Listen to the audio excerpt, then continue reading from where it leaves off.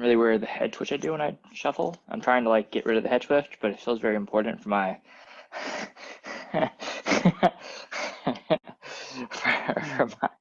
for my divinity. I don't know, my divining. Um, Yeah, I mean, if it's like,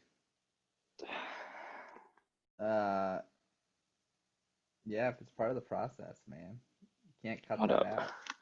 trying to though. Um, Card context is the storm. Okay. It looks bright and happy. Got good vibes from this one. Um, Yeah, sunshine and rainbows.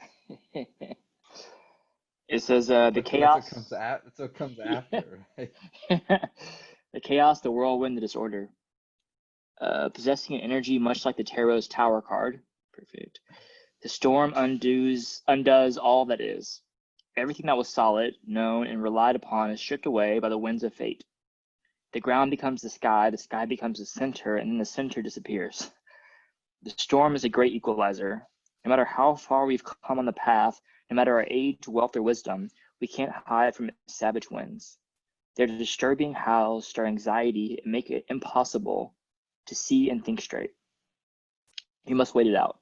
If you try to fight the storm, you will lose. A better option is to seek temporary shelter and a reliable friend. When all else fails, go within. There, for a moment, you settle into the eye of the storm. The storm's intention is to rebalance your equilibrium. It is a result of precarious conditions, not the cause of them. The storm lays bare the truth that there are forces larger than you. This understanding is a relief, but also a predicament of power that requires your surrender. When light, meaningful obliteration and annihilation. When dark, meaningless disorder and dysfunction. So to the storm. Wait, wait, what was the light again? It was a annihilation and something else. Um, meaningful obliteration and annihilation. Okay. Jeez. So All right. Well, that thanks for setting the mood, Justin. have a good friend at least, so we can get through this. Yeah. Well, you just illuminated what was already there. Hmm. Better to know it so we can have some meaningful obliteration.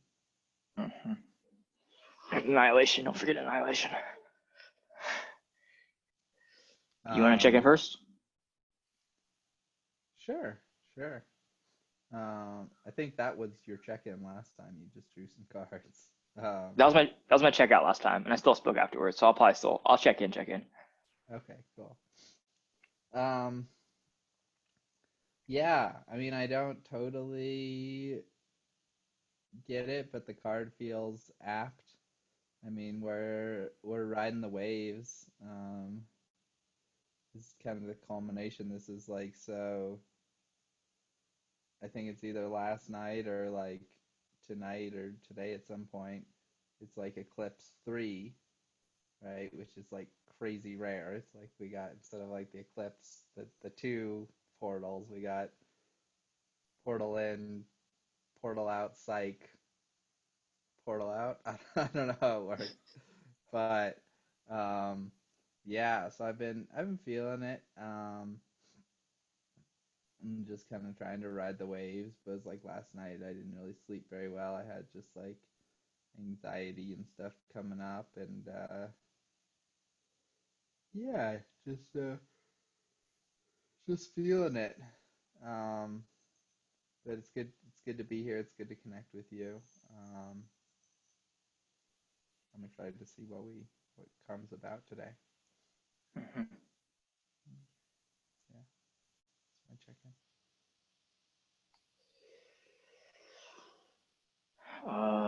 Yeah, I've been feeling it too. I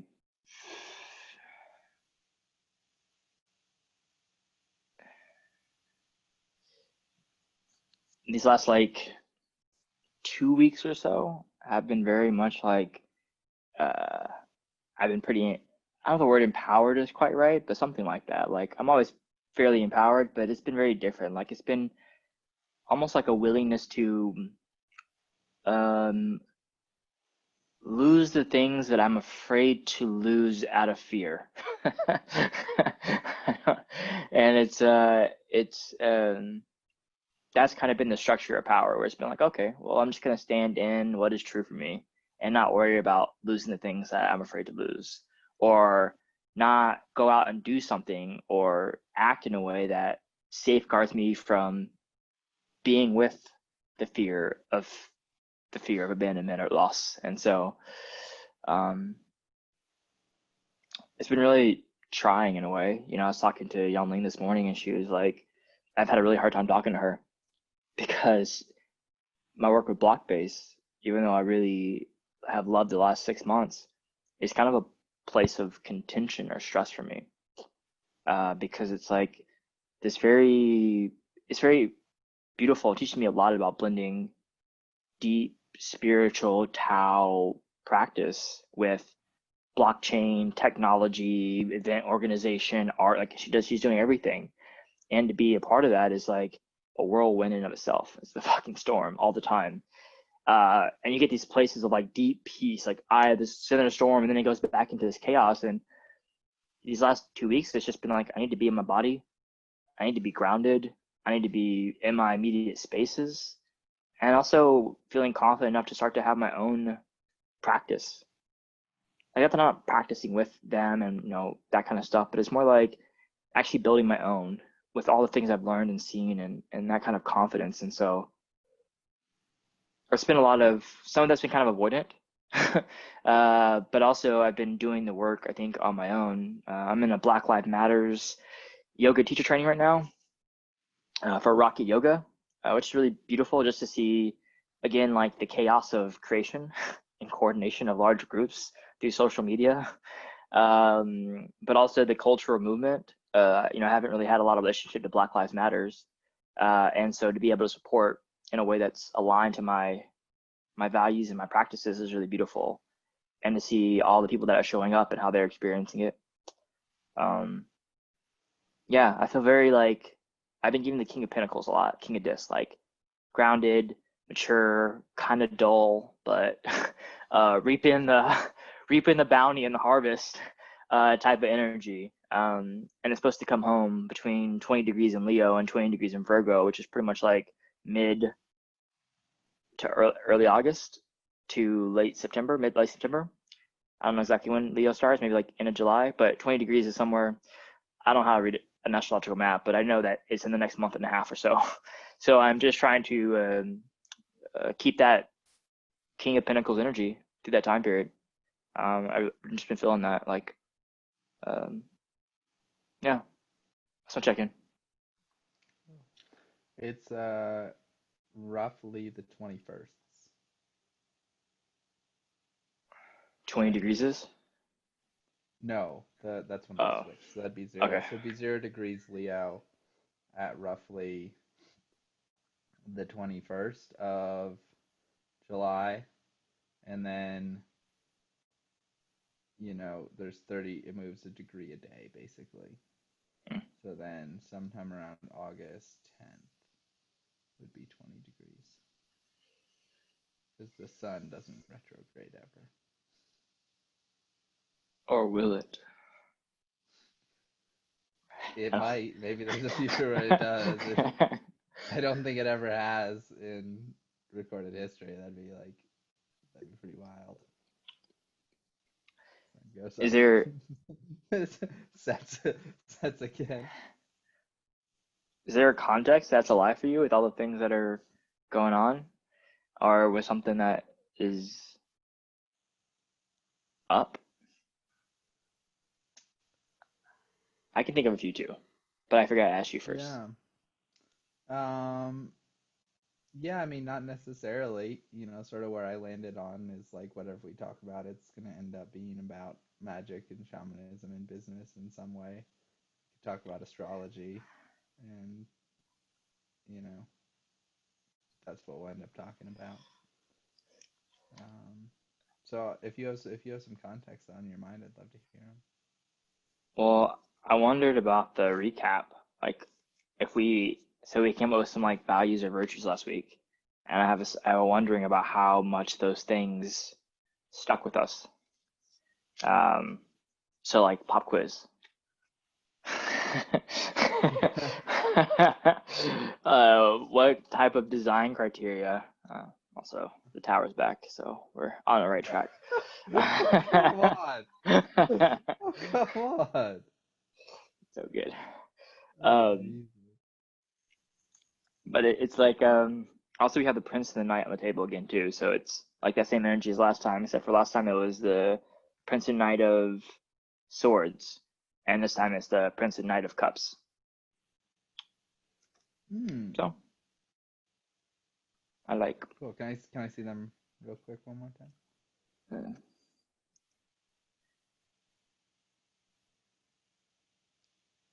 Cool. see Very this? airy. No, they're water. Really? They look she's riding a Pegasus like flying in the air and he's riding like an eagle. Well, but he's riding an eagle on the water. It's a water eagle. It's a waterfowl. Okay. Yeah, these are it's well, the knight is the fiery part of every, so it's like the fiery of water, and this is the airy part of water, but they're both based in water. Okay. Um, Um, cool.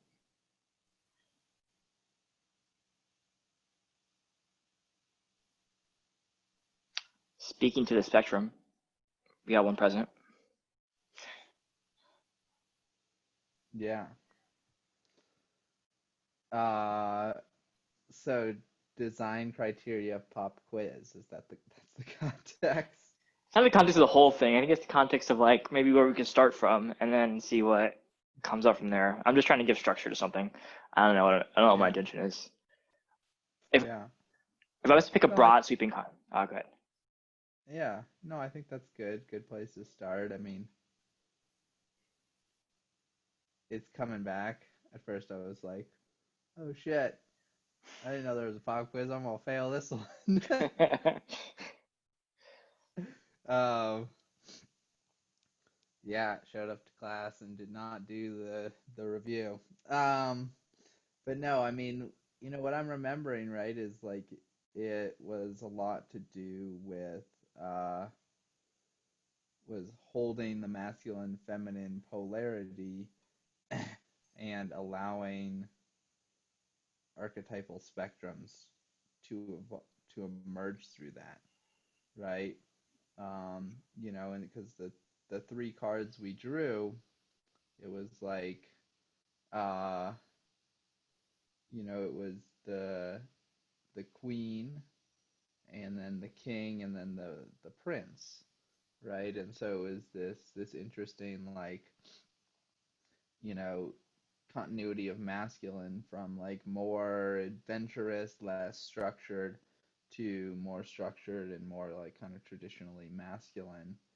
And then the queen who, the archetypal feminine who just shows up in whatever way, to whatever extent the container can handle. I think it's really interesting with today, right? It's like the storm, the tower, like, the storm, that's like pretty like intense Kali energy. That's like very like destructive feminine. And that either requires laying down and just letting it roll through you, so total surrender, or like really, really, really strong integrity container. Um, and um, so, I think that's an interesting exploration.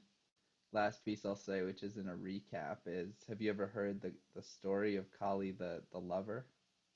Mm. It's a good one. Um, so it's like I forget exactly how she was born, but basically the Hindu gods were doing something, and like Kali gets born, and she pops out like fully grown and like pissed off, and has her axes and just starts like killing shit. And so she's Kali's like on this rampage, just going around just destroying everything, and um and all the gods try to stop her, and like none of them can. She just wrecks them all, and so they go to Shiva, who Shiva doesn't really do much. He just kind of sits there and like watches the universe, and they're like, "Yo, Shiva, we need your help, bro." And he's like, "All right, I got this." And so he flies down in like into where Kali's path is going to take her, and just takes off his clothes and lies there naked with his giant erect lingam. And so Kali comes destroying through the forest, comes across Shiva, and just drops her axes and starts fucking him. And that's how that's how Kali the Destroyer was turned into Kali the Lover. Um, but it's this interesting parable to me about the destructive nature of the feminine, and what that reveals, right? That destructive feminine is like, it cannot destroy that which is in integrity, right? So it will attempt to destroy everything to basically test to see if it's worthy of continuing to exist. And if it doesn't, it's like, well, we don't want that anyway. Destroy it, let it be reborn. But like when you come up against it, it's a really important time to reflect and be like, which pieces of me are really in integrity, and do I need to hold in integrity to be able to, weather this storm, and ultimately then be nurtured and loved by the storm. So that's my non-recap story. So I'll let you respond and or add to whatever I missed in my recap. Well, now I'm on your story, so I'm gonna go back. I'm like, oh, that brings up a lot for me. Um, It's a good one, right? it is. Yeah, I think we had like a, design criteria around, or design around just um, shamanism and magic being um, present and amplified if it felt right and true.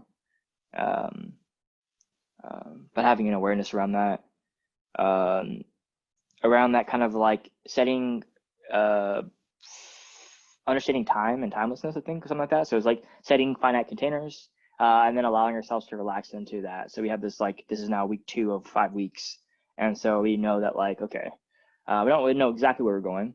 And we know that we're going to be doing it for 5 weeks. And so each week we can kind of come together and navigate that. And we have the flexibility or the capacity to add structure or not, to change structure. And so there is some type of relationship to time as a structure for being in relationship to that kind of mother or queen energy.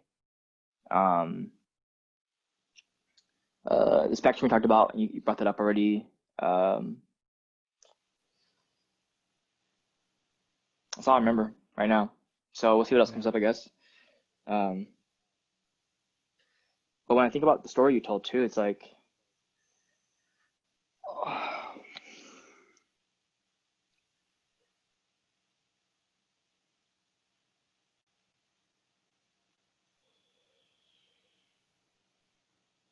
on the personal level,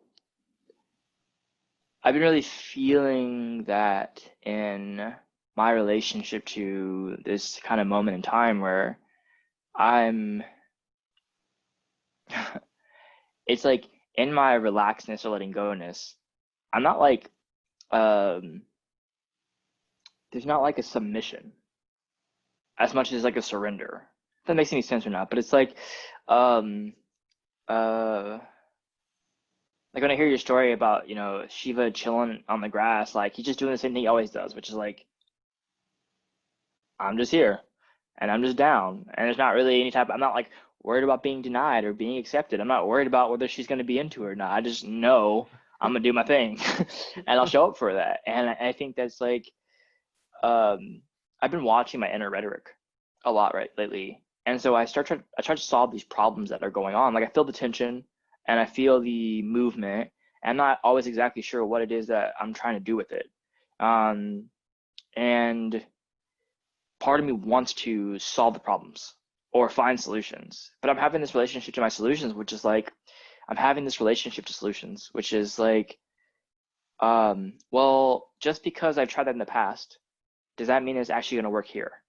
And if I look at the past, has it actually worked that well? I don't know. Sometimes not so well, actually, or well enough, you know. And so I am been holding the possibility that the solutions may be applicable, and I've allowed myself to like process and come into relation with the data in the field, even speaking to it from a place of intuition without having to make any like clear choice or decision. And so there's like this relaxed state um, that I feel like is in relationship to that destroyer defined feminine. Like in this tower moment, the tower could be like really, really unsettling, or the storm could be very, very unsettling. And it's not that it's not unsettling right now in a lot of aspects of my life, but the ability to be settled in the unsettledness and to allow these solutions to rise up and allow for them to be true or not true and wait for the actual time of application is very particular. It's a very new set of skills or very new skill that I feel like is developing in me. Does that make sense? Yeah.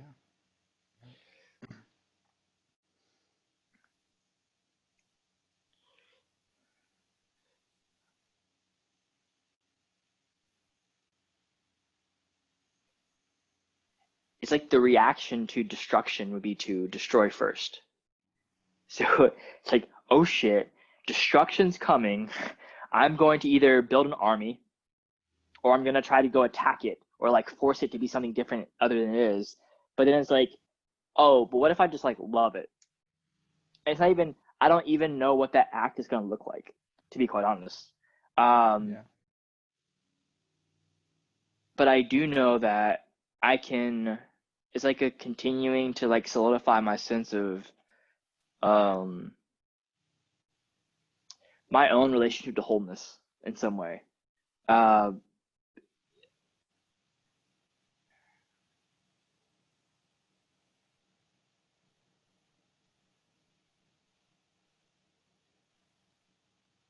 the reason why I say that is because it's like not only is the destruction a part of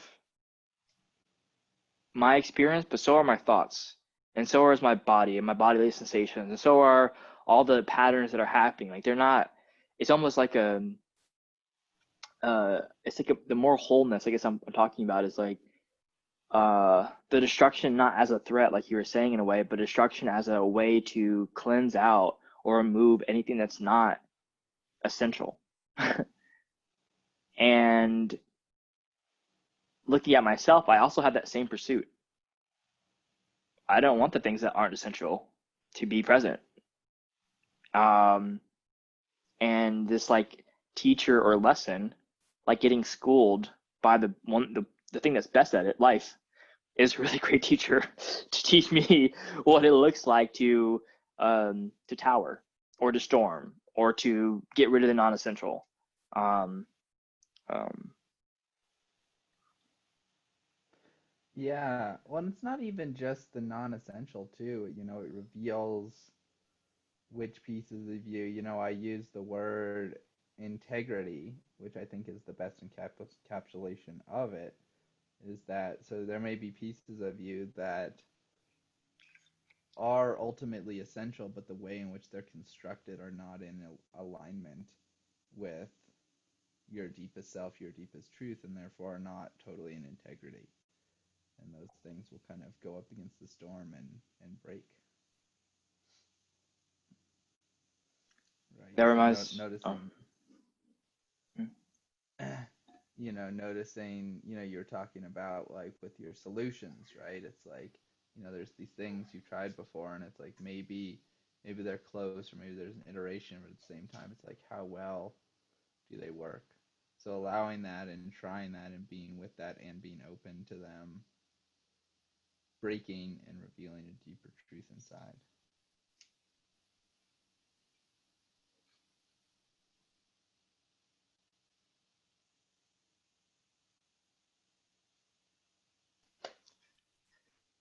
I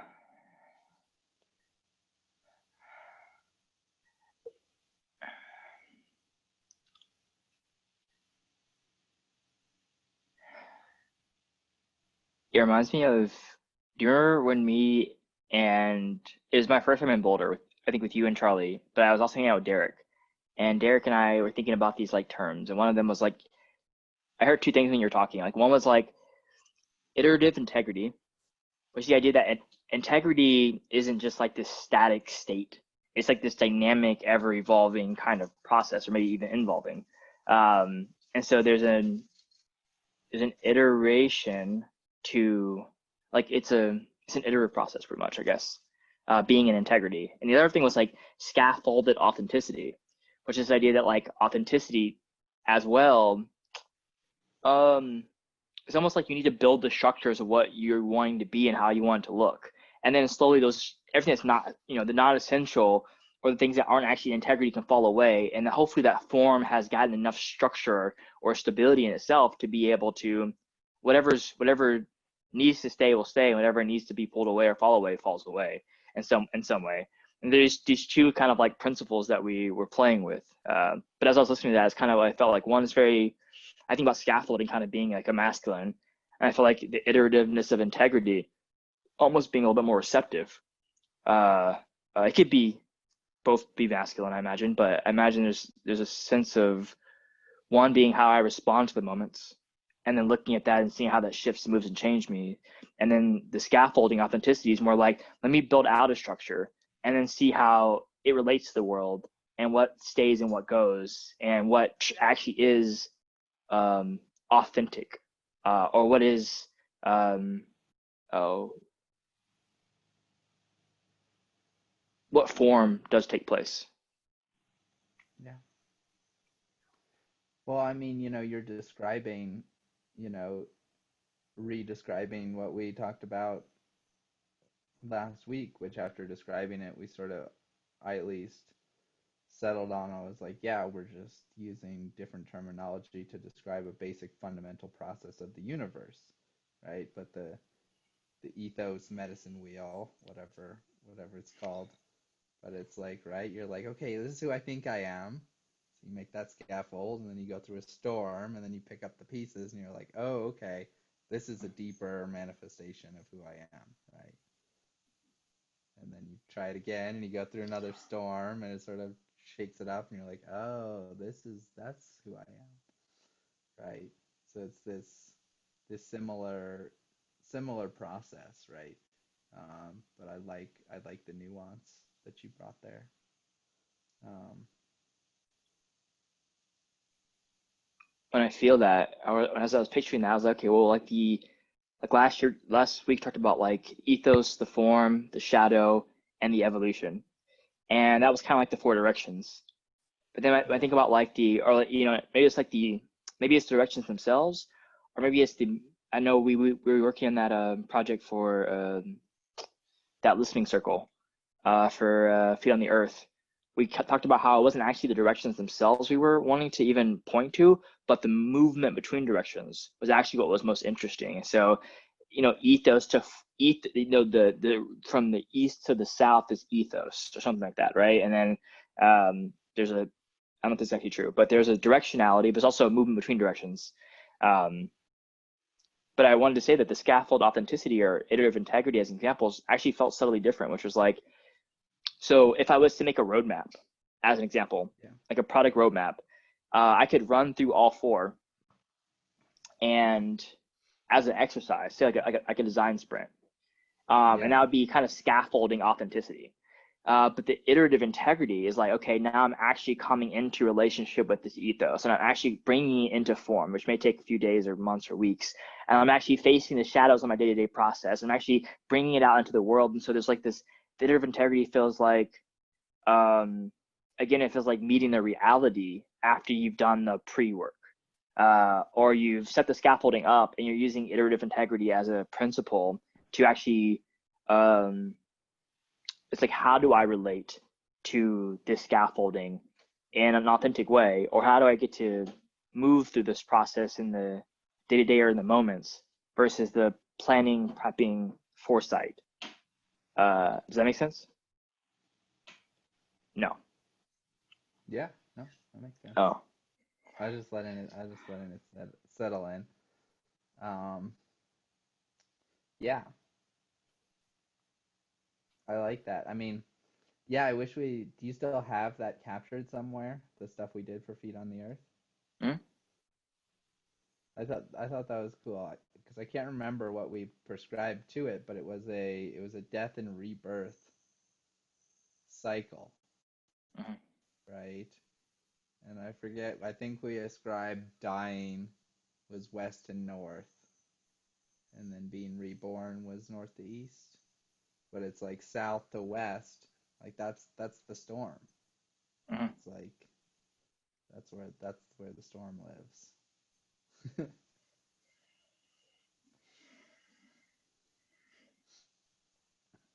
um,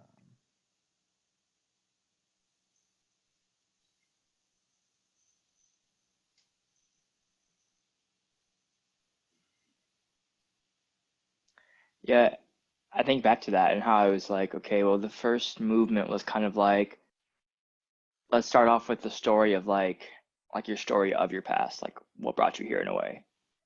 And then there's like a story of like yeah, letting go in order to step more fully into what you want to call in.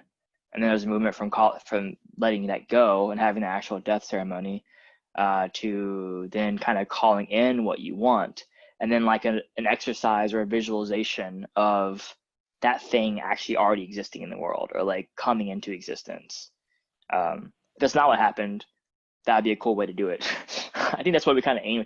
Oh no, that's what was gonna happen, and then that there was some in the moment what decisions that maybe well that deterred from the scaffolded uh, pathway. well, I mean, yes. I think it's a perfect example of this like iterative integrity, right? Is like the model was really beautiful in the way in which we were able to allow that the integrity of that model, the form of that archetype, whatever you want to call it, to show up was very immature, right? Um, and I mean, it started it started hitting bumps almost immediately because we chose to start with a very difficult question, and we didn't realize quite how difficult it would be, and people immediately broke format, and then it was just kind of a roller coaster from there. But if you recall, we asked like the question of like share one meaningful experience that you felt brought you here today, right? And most people could not really do that. People just said, "Hey, I'm Sarah Joe, and I do yoga and whatever, and like I got connected with Feet on the Earth in 2013 because my kid went there, and I really really loved it, and da da da da da da," right? Um, so yeah, and then we got through to the dying, and that was that was big energy, and we sort of pulled away at that point. Mhm. It's interesting too, like not to shrug my responsibility for that as a facilitator, but it's interesting. We talk about this a lot. I think in our work, it's like corruption. Where are we corrupting ourselves? And I think about some of the relationship to consulting or to drop-in facilitation as a mechanism for spreading or offering a service, especially like a ceremonial type service. Um, I think about how what little understanding I had of Feet on the Earth's energy. I had one meeting with them, or I knew the founder a little bit, but I really didn't understand that, and they didn't really understand themselves. So who they brought in was very particular, and even they didn't understand that group, and there was no group cohesion.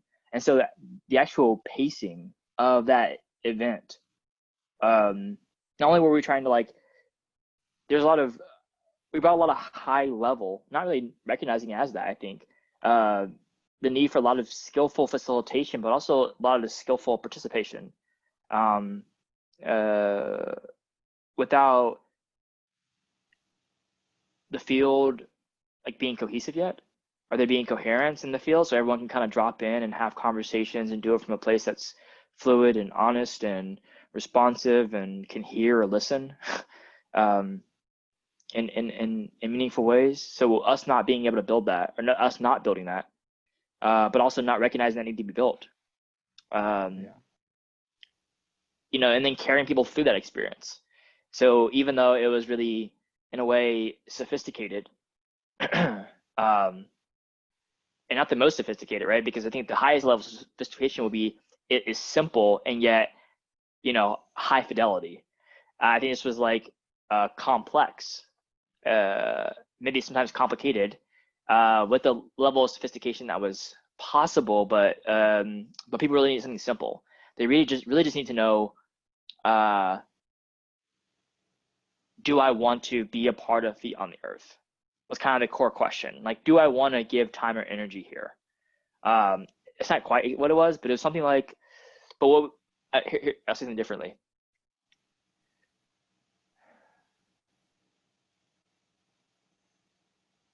What we, I think what we saw in our conversation was that a death needed to happen. And everyone that was there was meant to bear witness and to be a part of that ceremony. Um, in order for what they were intending, the founder stepping out of his position of, the position of power and passing it on to others or creating space for others to be possible. But we did it in the context that was like listening circle, or like ethos circle. But it was in bring these strangers in, and let's have a group conversation about it because you need to have diverse, And honestly, that could have been like something that we just did with the founder Yeah. in some meaningful way, right? I'm not critiquing what we, and I don't mean to like tear down what we have done, but I think I'm trying to bring it forward and be like, it's really interesting because the corruption wasn't necessarily just in the moments of like the iterative integrity or even like the scaffolding. The corruption kind of came from uh, the form itself in some way. Like it speaks to that core wounding of trying to take something like which I think is actually really beautiful insight, which is like, oh, for a founder to step out of their position of power, some type of ceremony needs to be there that is about that death. This is a death and rebirth experience, and so we need a founder ceremony for that. I think that's really interesting insight. But then the form wasn't the capacity for that container. Um, yeah, it was just different. Wasn't quite ready for that. Um, Couple things. One thing Yes. just popped up real quick. Um, if we're recording this and putting this online, we tend to speak to a lot of our past experiences. Do we need to like, I don't know what our like ethical responsibility to like not name names and experiences is? I think I named the organizational name, but I didn't name the name.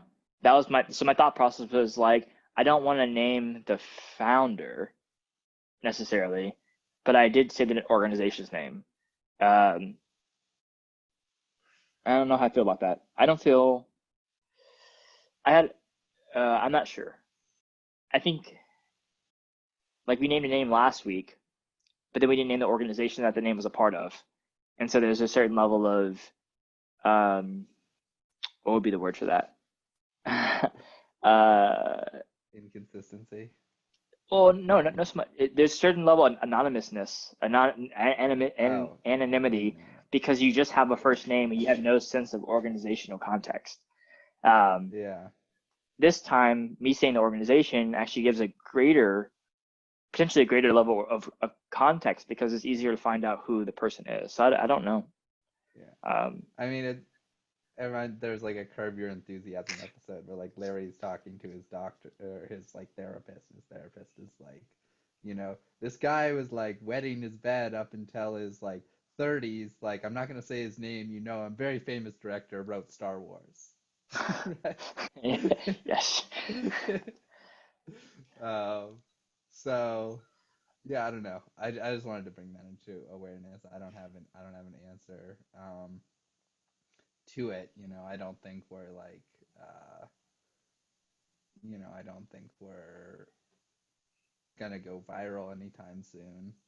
And I think we also do want to just keep awareness of like what how we speak about um, our past experiences in a public forum. Mm. Um, so we just continue to keep that in mind, I think, unless you have a better solution. I was just gonna expand out a little bit on that and just say, like, have you heard something that felt like it would be a violation or in some way be like, even in this conversation, like there's been information that was shared or stated in a way that feels like it would be, um, I don't know. Well, I think with the ethos circle, it felt like a little different because like that was like a ceremony. It was like a ceremony that we led for the founder, Mm, and um, so maybe a little bit more closed container around that, uh, is required. mm. If I ask my question again, it's like, do you feel like we've honored or we're in integrity with that standard, or do you feel like we've already expanded too greatly on what happened in and around that circle that may be some type of violation to the privacy or the um, unspoken contract we made in being supportive there? Or that's actually kind of a weird way to put it, but like in facilitating that Yeah, yeah. I mean, I'm not sure. I'm not sure. Um, ethics. yeah, and I mean, I don't remember if we spoke and made any sort of confidentiality um, agreement. I think what I've shared kind of at the start of my circles, which we may have done something similar, was like general experience is fine to share. People's specific stories are off the table. Mhm, mhm. Um, so by that rule, then we're fine. I think what you said was like, let's have an awareness around it, which I think I was being aware, and now I'm going to be actually have a new perspective of my awareness or new type of awareness, which is um, I'm not sure exactly what it is yet, but it feels like watching the story more closely and being really clear on the context or intentionality of what I'm sharing, besides just kind of being in a flow of response. I think there's a good balance that's there, especially when we move into territory of past work. Yeah. Um, cool. And then the other thing I thought would be great would be just to get a definition of corruption on the record, right? Because that's a technical term that we're using. Yeah. So I take it from the Gene Keys. I mean, now it has a different application. This is where it's actually my I'm in that delta sequence, and I'm in the sixth posture, and it's the harmony is the highest state, but corruption is the lowest state of the 50th Gene Key. So it's been kind of like my relationship to corruption this week. It's been really interesting. Um, movement from corruption to harmony through equilibrium. So corruption in a way can be like data corruption. And I think about how that is can be intentional or unintentional. You save something wrong in a file and it causes the file to crash, and all your stuff's lost. Um, example, or a line in code gets skipped and that missing comma causes the entire software to crash or whatever program you're running. Um, and they're intentional. It's like viruses is data corruption, right? So you can intentionally have this corruption happen. Let me just try again. It's like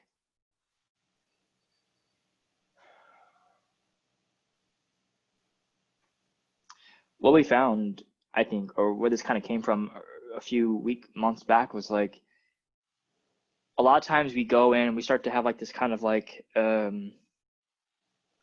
these type of explorative dialogues and conversations, or we start to have these ideas and get moved by some type of inspiration. Like we see an ethos that we're in a relationship with, and we keep kind of trying to figure out what the form is going to be.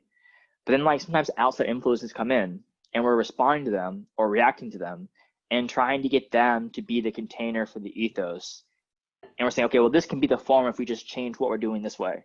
Or this can be the form if we just alter this in this way. Or we can try to bring some of this ethos into this form factor and just see what happens. And what I think we often find is like in relationship to the world around us, either causes inner or outer disharmony within our organization or like within our dynamic.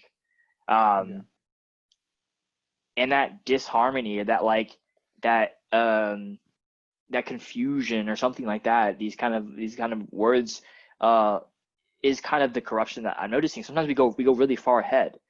So we kind of progress and we progress and we progress and progress, and we're like, okay, this doesn't feel quite right, but we can work on that a little bit here. And well, if we look at it this way, it can be this way. We can see how this is possible. And so we're kind of dealing in like these futures as well.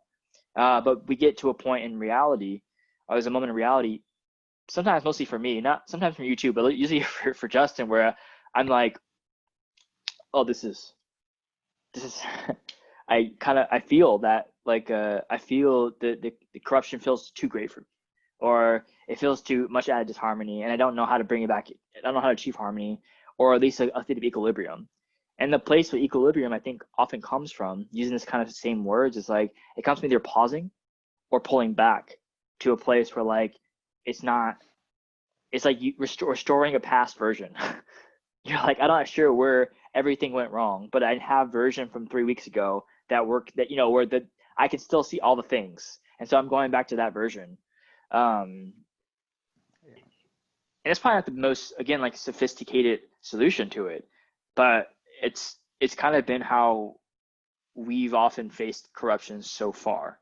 So corruption being like a um, something that brings us out of harmony with the higher order or the ethos that we're in relationship with, particularly as it moves from ethos into form.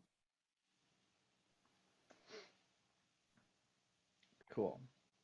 Um, I'm gonna throw out a little definition as well because I think I was the one that brought this technical term in originally because it is a term in kind of like the shamanic hypnotherapy world. Um, and the idea is basically it's just when something like a piece has picked up something from someone else, right? So you're in journey, right? And you connect with Jesus, right? And you ask Jesus for his message and he's like, "You're a worthless piece of shit. You'll never be good enough." It's like, "Okay. Jesus Jesus is not going to say that, right? So he's been corrupted. So you see, then there's this process of exploring, okay, what influence has your experience, your interpretation of Jesus taken on that is corrupting it? And then you pull it apart and like, dad's hiding behind Jesus, right? Speaking through Jesus's mouth, right? Or whatever it is. So it's basically this idea, and it's particularly prevalent in the you know, as things are still in a uh, you know, growing, coming to understanding in relation with state, that the external influences will, uh, uh, that will take on external influences and think that they're just part of the thing, right? Does that make sense? Yeah. Okay.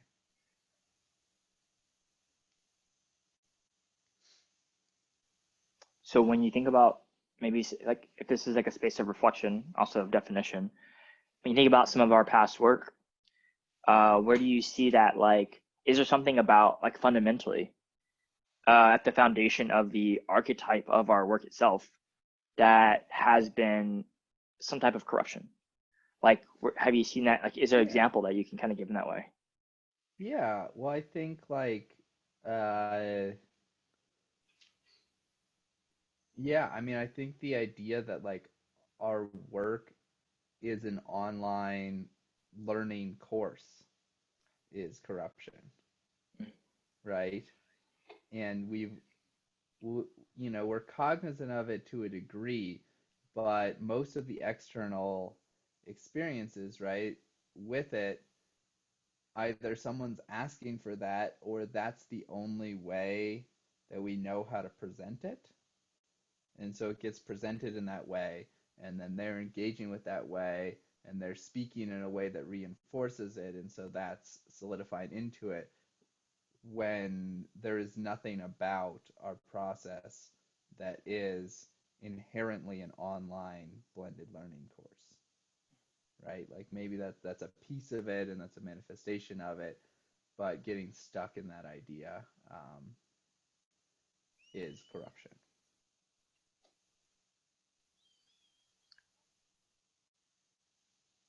Yeah, what that brings up in me is like, well, it brings up, I like this heart, like, spaciousness. And I think about how I was talking to Kai yesterday, and this seems relevant here too. It's actually related relationship to what I experienced with Blockbase as well.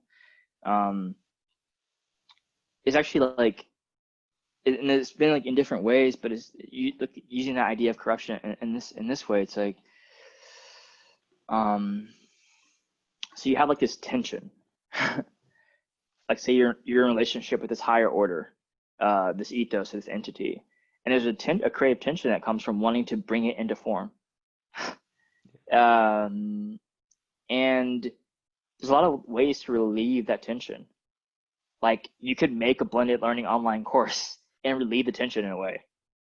You can go, okay, I have done it. I have this, and it is a form, and I can now replicate it, and I can feel satiated in some way. And maybe you do feel satiated for a while, and that should probably keep you pretty busy, doing a thing and modifying it and building it up. But the satiation may, my point is like,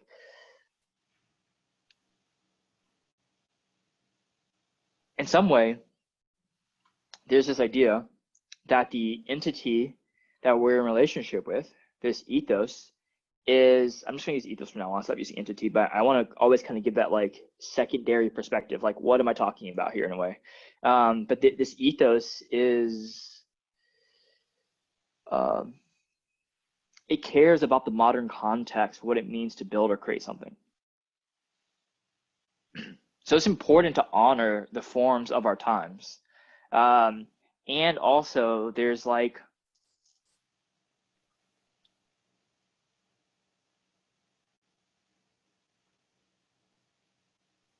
there's something,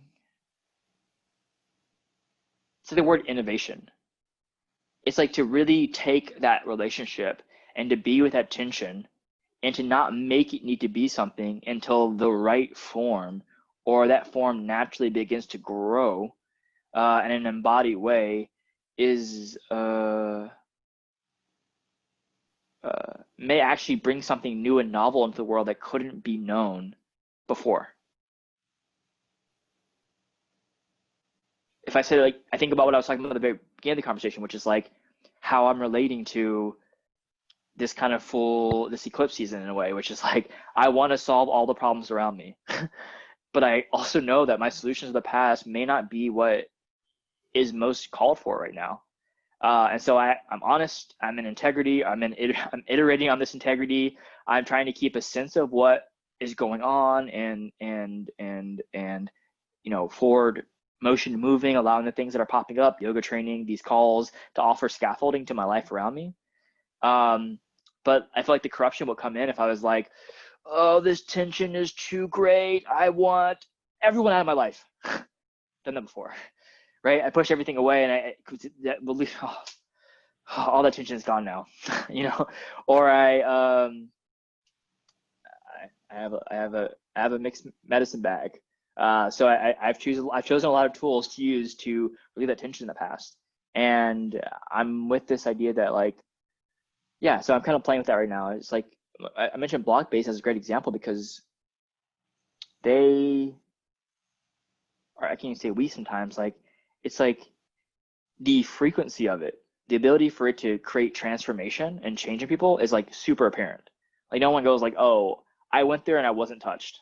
Everyone's touched, whether they like it or not. They may go back and be like, "I'm angry, I'm frustrated, I don't know what's happening," or they're like crying and weeping because they were so, I'm healed and I'm clear. And other people are like, "Okay, this is my platform, and I can really step forward." But everyone has an experience that is not dull.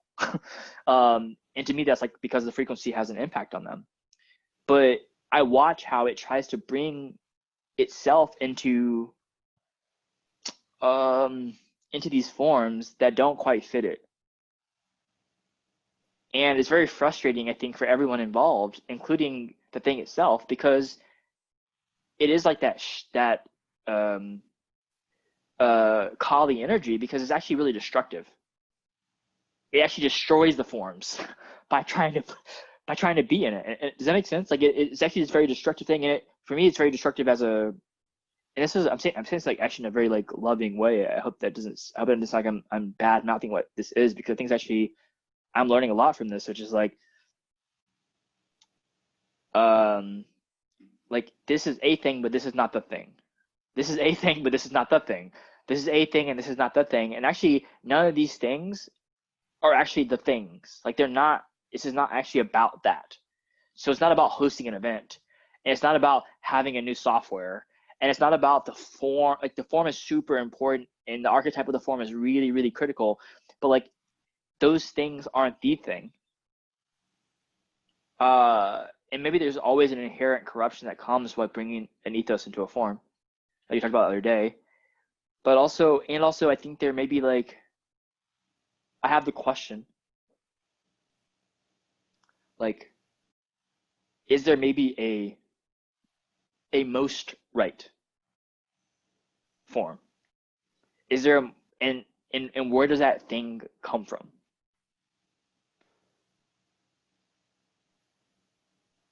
Well, um,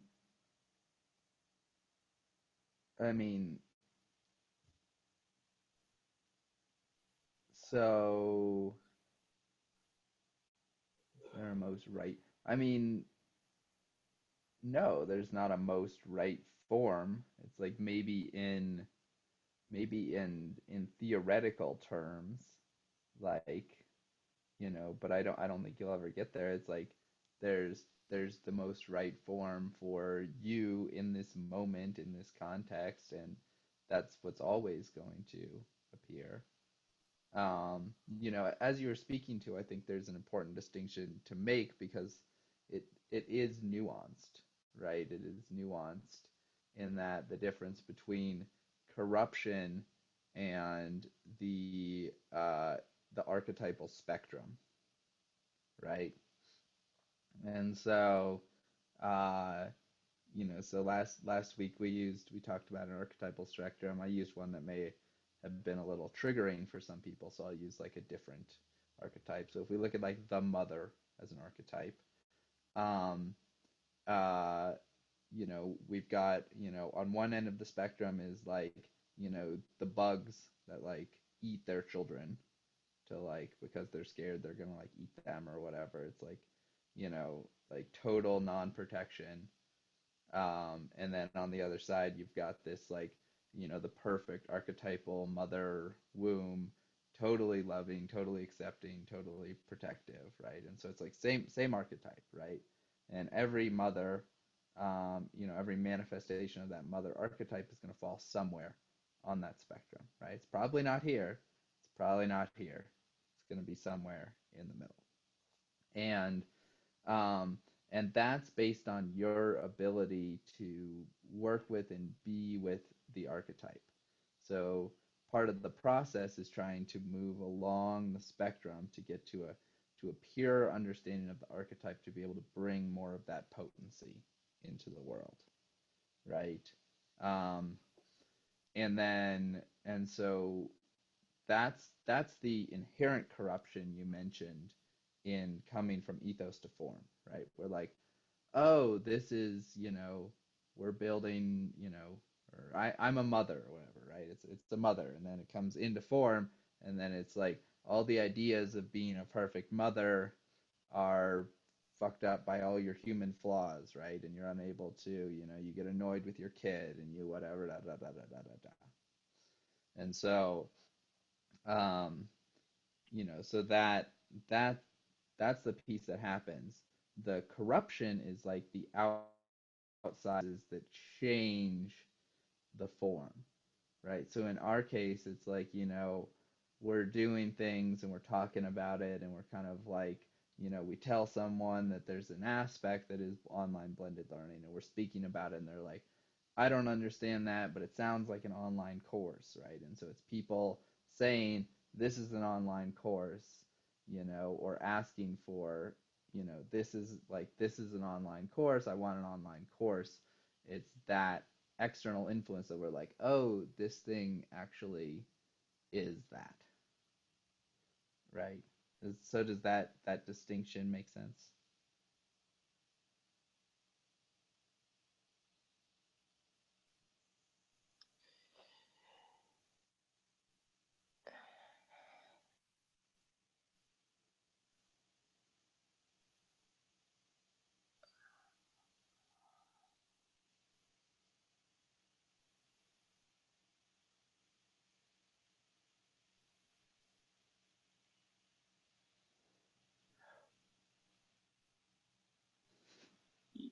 Yes.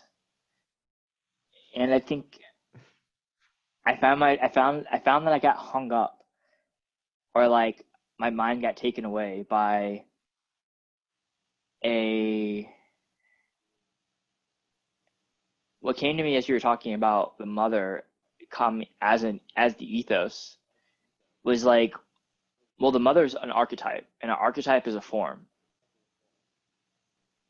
technically. Or not technically, but like in a way, it's a form. Like there's an energy, and we name that energy mother. And then we talk about how there's a spectrum of how that form shows up based on its distinct core wounding and also the other corruption that comes with it as it's like navigating or coming through the world. Um, and so when I talk about ethos, especially when I in the this like the when I was speaking about that ethos in a way and talking about that maybe more fundamental corruption is like, or that kind of, it's like, well, when I think about the ethos of what I'm in a relationship with, when I see it in my journeys, I don't have a name for it. And if I gave it a name, like I think about the idea of transpersonal sovereignty. Well, when I listen out, I hear people talk about like synarchies.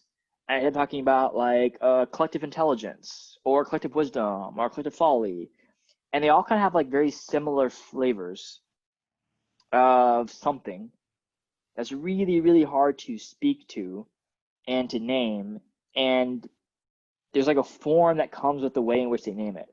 So when I think about collective intelligence, I immediately come in relationship with all the things that relate to intelligence, and the word collective, or sovereignty in transpersonal. Like I have this relationship to what those words mean, and so by putting them into this phrase framing, I immediately elicit like the form. It's in a form, even though what I'm actually pointing to is formless and doesn't really have a name or phrase to it.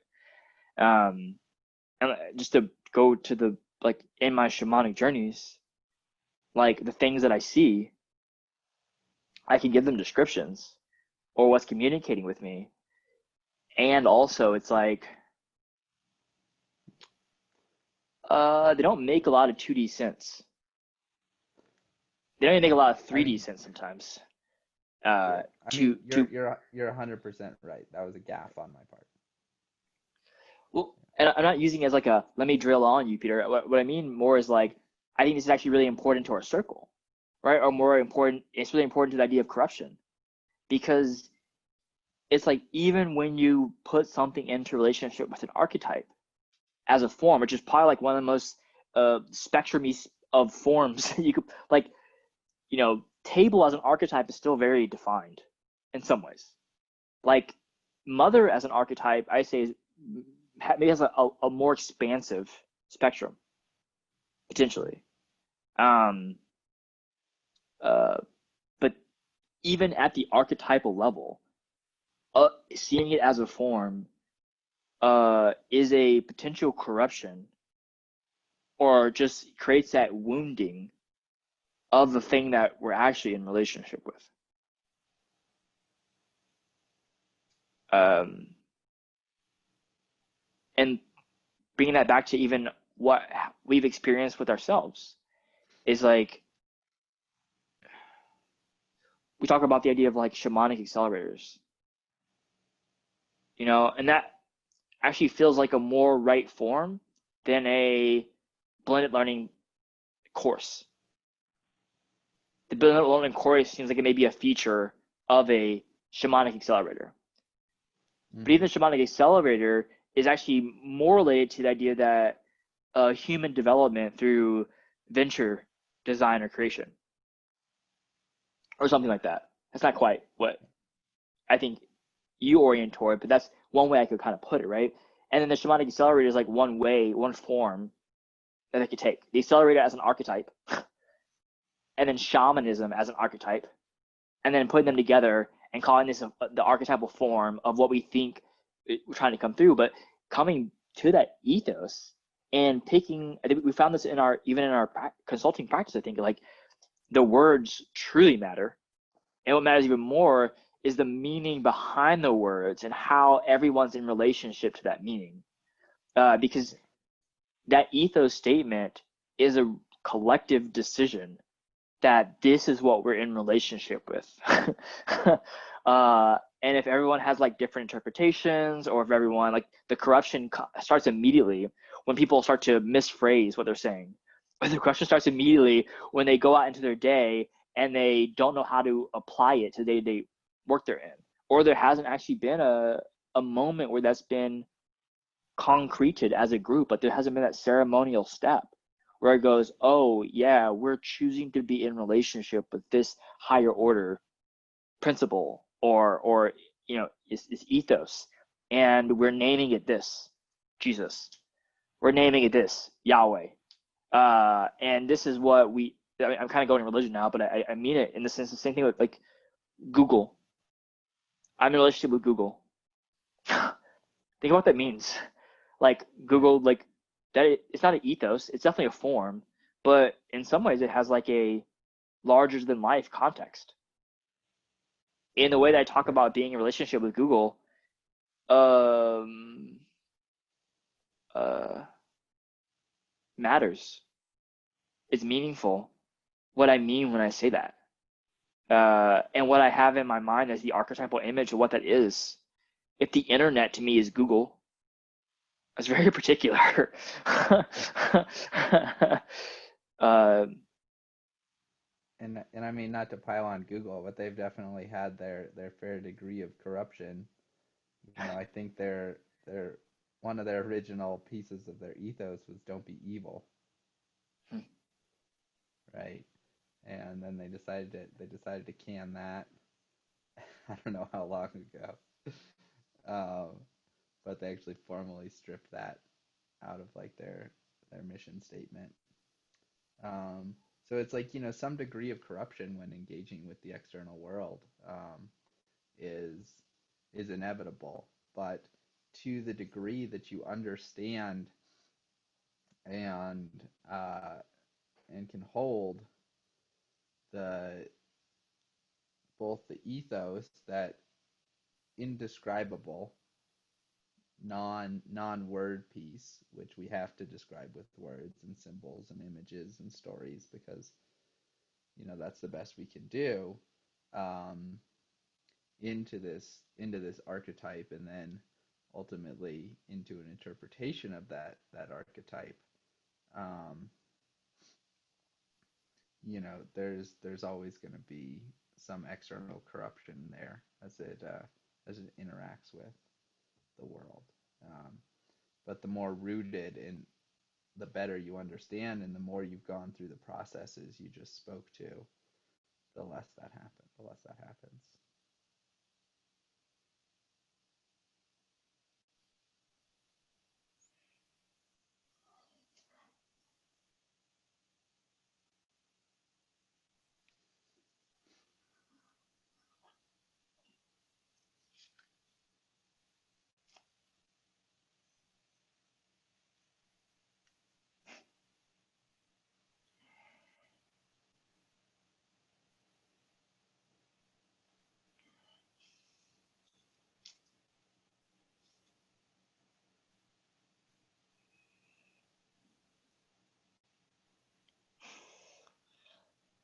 You're gonna draw a card.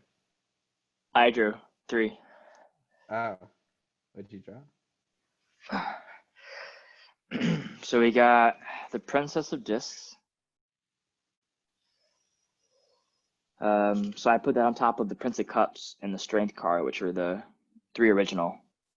And the Princess of Discs to me is like, she's young, she's fertile, she's like, it speaks about this watery but grounded, earthy space, or almost even an individual or an idea or a concept that has a lot of fertileness to it, a lot of possibility and potential. And it's not like the fiery imagination. It's like, no, it's like materially here, which feels really exciting. And then the Lovers,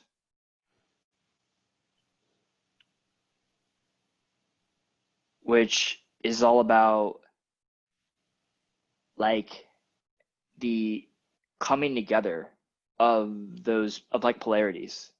So it's like divine masculine, divine feminine coming into harmony with one another.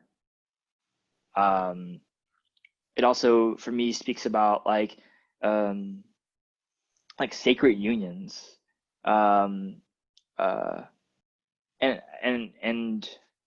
I have something to say about that, I think. And then the last card was the Ace of Swords, which is clarity of thought, clarity of mind, brand new understanding or mindset. It also contains all the swords, so it's like the spectrum of mentalness is made here at a beginning.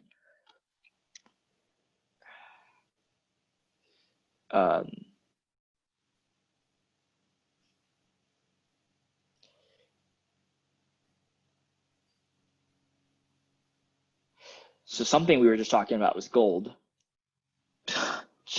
Bookmark that and come back and listen to it, because I imagine it's probably important, or maybe it's coming now. I say gold in the sense of like there's something that was there, but what I feel when I feel into those cards is like it speaks about what we're talking about, which is like the fertility, the being impregnated. It's like a very material, embodied experience. And to me, something like a sacred union is like for an ethos to come in relationship to form. Let's say like for our spirit, let's say if we take that kind of like ideology or thought process that like I chose to come to this earth, and I chose to come into this life, to this body for very particular reasons. That's like a sacred union between my spirit, my energy, my crystal, and my form crystal and my personality crystal, my design crystal, my personality crystal, right? This is like a divine union. This is a sacred marriage.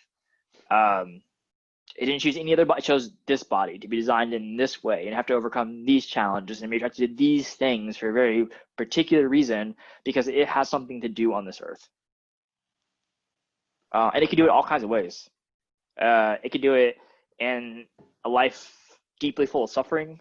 It could be really cool, whatever. I don't know. That's like beyond me, but there's a sense of the divine union that comes with like there's a very, very material relationship we can have, I think, with this idea of divine union, or a very material understanding of what an ethos can feel like, look like, be like. Because in a way, like our higher self, whatever that means right now, but also like our spirit or our awareness are maybe really close to us and are great examples of understanding what an ethos could be.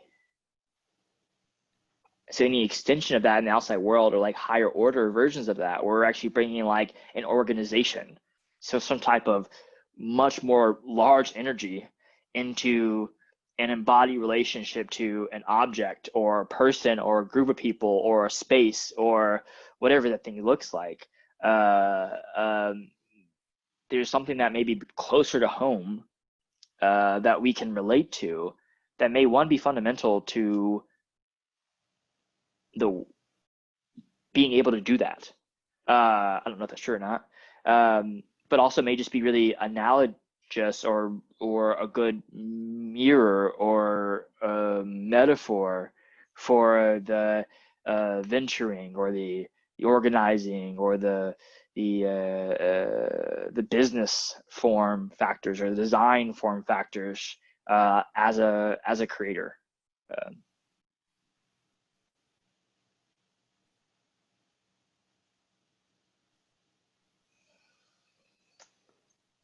And what's the Ace of Swords in that? Clarity of thought. Oh, and what I just said? Well, I was Yeah. hoping I was going to have a clear thought, but it didn't really happen.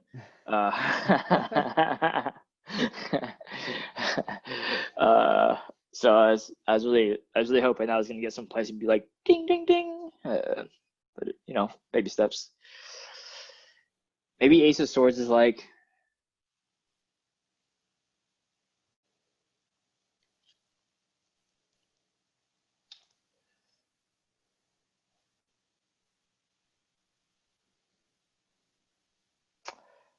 you know, I was responding to Jordan Greenhall. He put like a new post out about what's needed right now.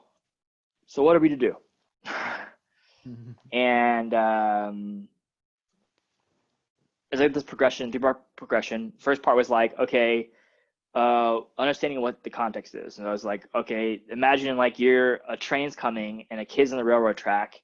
If you're a superhero, in order to stop the train, you have to hit it with just as much momentum or more, the same amount or more in order to actually make it stop. Anything less won't save the kid. And so like any type of change takes, like the larger the concept of change, the greater momentum or the greater pressure or like force you need behind it. And so this is like it's kind of metaphor for what people like, we want to change racial injustice. Well, think about what that takes to actually accomplish that. Or like, we want to bring the new paradigm in. Okay, like what does it take to actually bring a new paradigm into the world?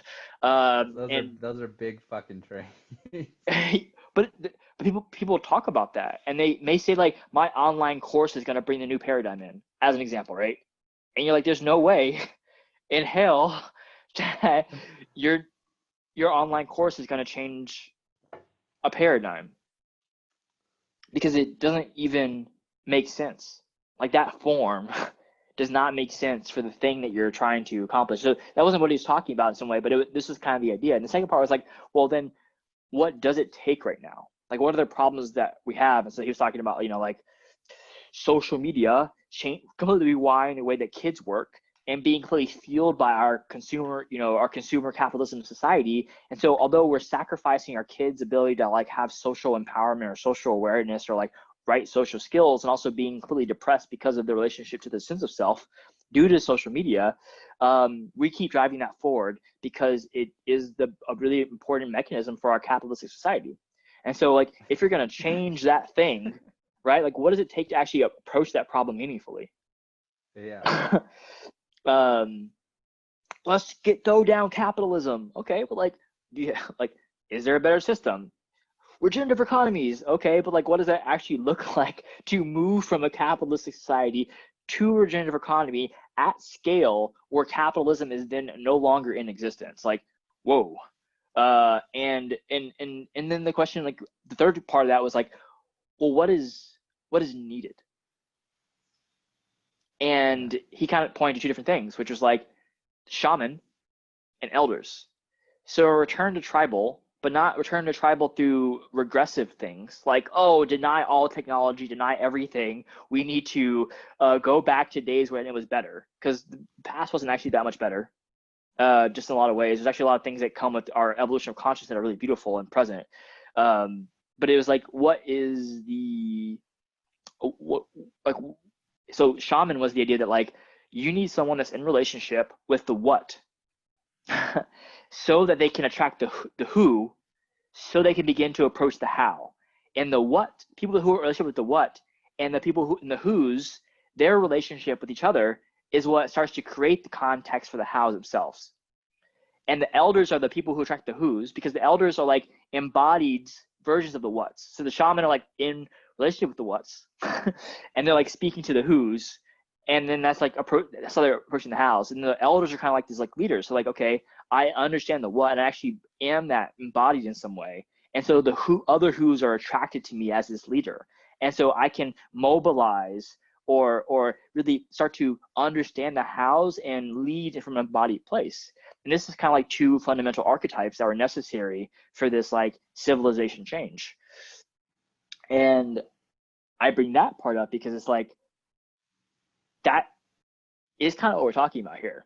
So in the video I sent him, I read one of the archetype cards, which is the hunter, and it was like, what are you hunting? Pretty much how are you hunting it? And then do you have the right tool like for this mission? Do you have the right tool to actually, if you're gonna go hunt an elephant, I don't want people to hunt elephants, like please don't do that. But if you're gonna go hunt an elephant and you have like, like David and Goliath, like I'm gonna use a slingshot. Okay, just so you know, that's a very particular strategy, and a slingshot may not be what is going to keep you alive when you go and try to like pick a fight with an elephant. Um, Yeah. um, Rabbits. Rabbit, sure, and even the question of like, what are you hunting? I think is really beautiful because like, well, why are you even hunting an elephant? Are you hungry? Are you starving? You try to feed your people? Is it like an ego trip? What are you hunting? And like, is there a good reason to be hunting this? And then also, do you have the right tool to even approach it? Which I felt like was really parallel to what he was saying, and also I think is also really related to what we're talking about here, right? And also, I think one more thing I would say is like our distinct role and why we're here. Um, uh,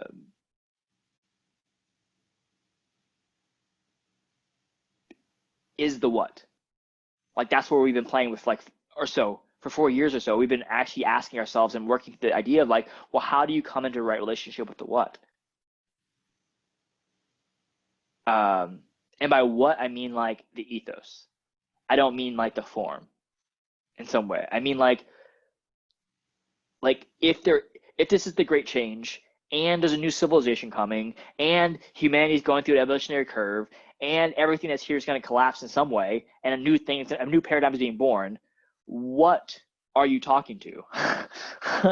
And what are you in communication with? And what actually wants to come through here that is like this never before seen in some way evolutionary step that we're taking?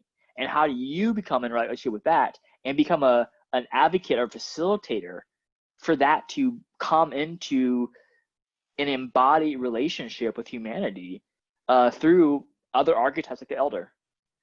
Uh, the archetypes being literal people, but also speaking to higher order energies or collective forms that may be meaningful and helpful. So what are the king and queen organizations that are going to shepherd or lead in a new world?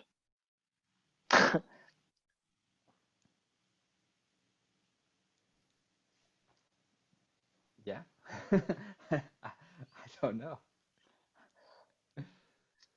I said a lot. Um, I'm supposed to be working on that, but I can't help myself sometimes. yeah. I mean, it's interesting too in that um,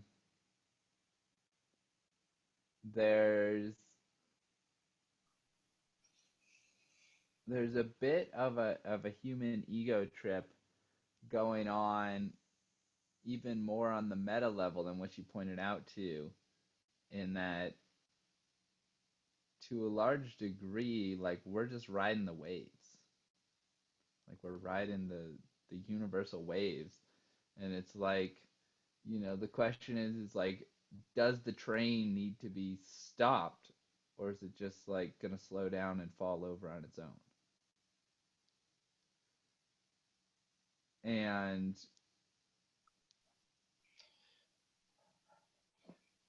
I don't know. I mean, I think there's I think there's a lot of valiance in what people are doing, and at the same time, it's like you're looking at like, some of these protests, and I loved what my friend said.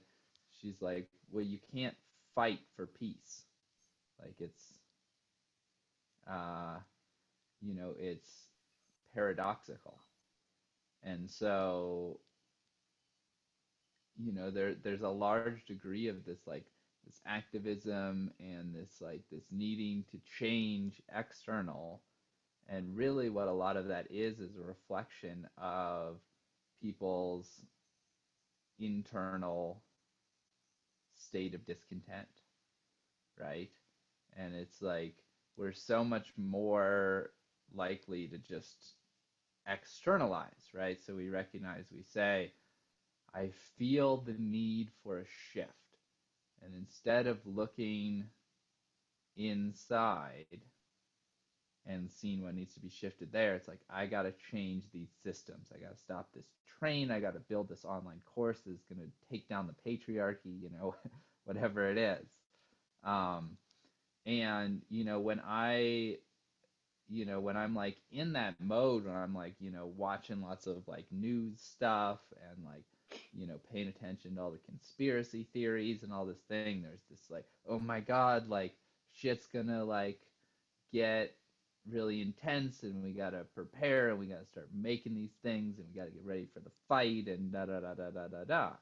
And then when I like calm down and like tune inside, it's like just like focus on like cultivating yourself, right? Like working your things, doing a little bit of things that you can, like living well, like eat well, you know, sleep well, give love to others, like cultivate connection, like do these basic human things that just create a really beautiful stability. And yes, there is something that I'm creating, right? We're working on this thing and exploring these ideas that, maybe they will or maybe they won't help shepherd in this new economy, this new paradigm, this new way of existing in the world. Um, and if they do, great. And if they don't, like, that's okay too.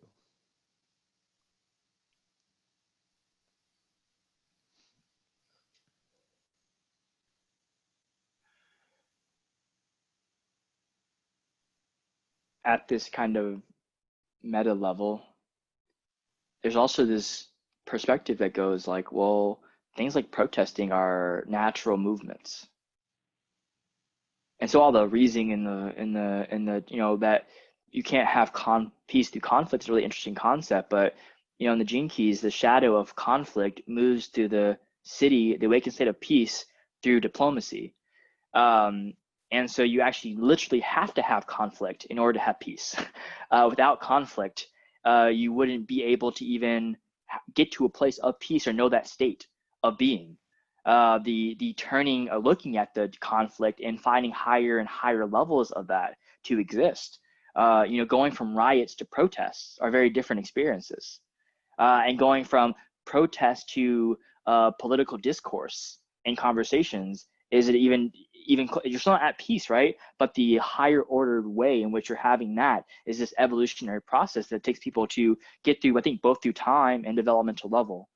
And all of this again, I think, is like this is the new paradigm. This is the great change. All that stuff's already happening in some way, and this is the earth. This is us as natural organic beings being moved by larger forces and this expression in the world. And I think I also heard you talk about how that inner cultivation, the inner space, the inner state is really important to this. And I think it's important.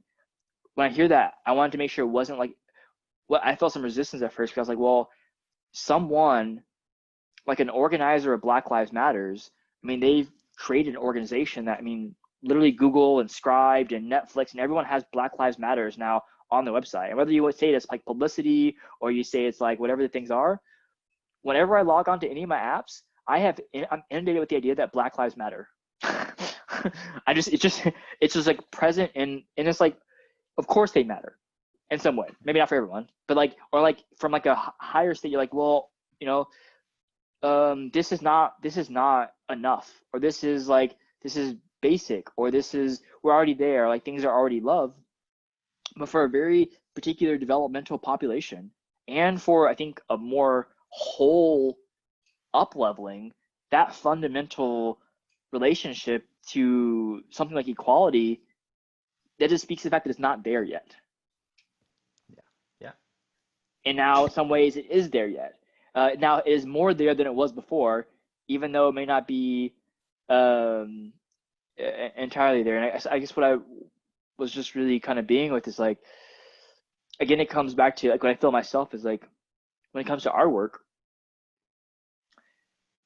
it's like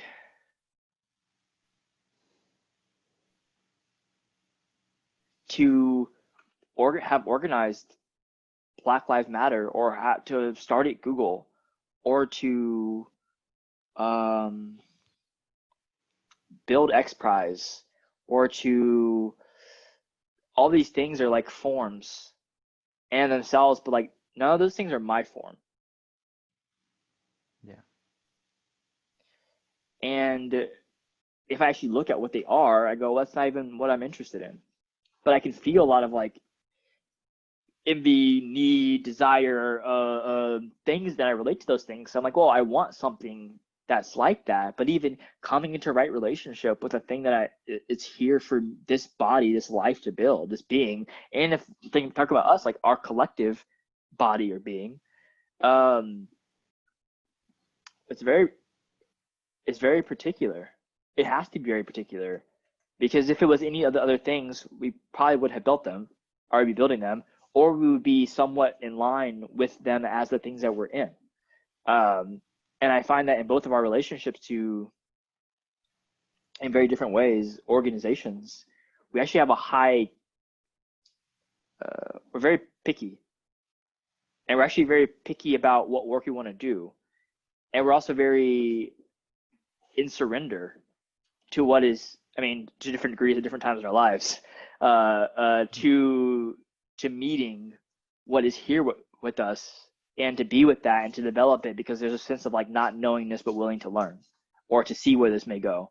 Um, I think about your relationship to finance and maybe my relationship to facilitation. I Some don't know. something So, you have relationships to things, I'm sure. we're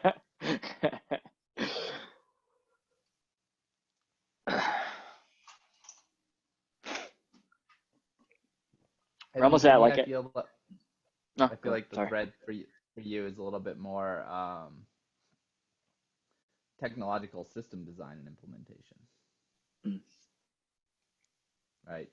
Be that website, processes, uh, new technology.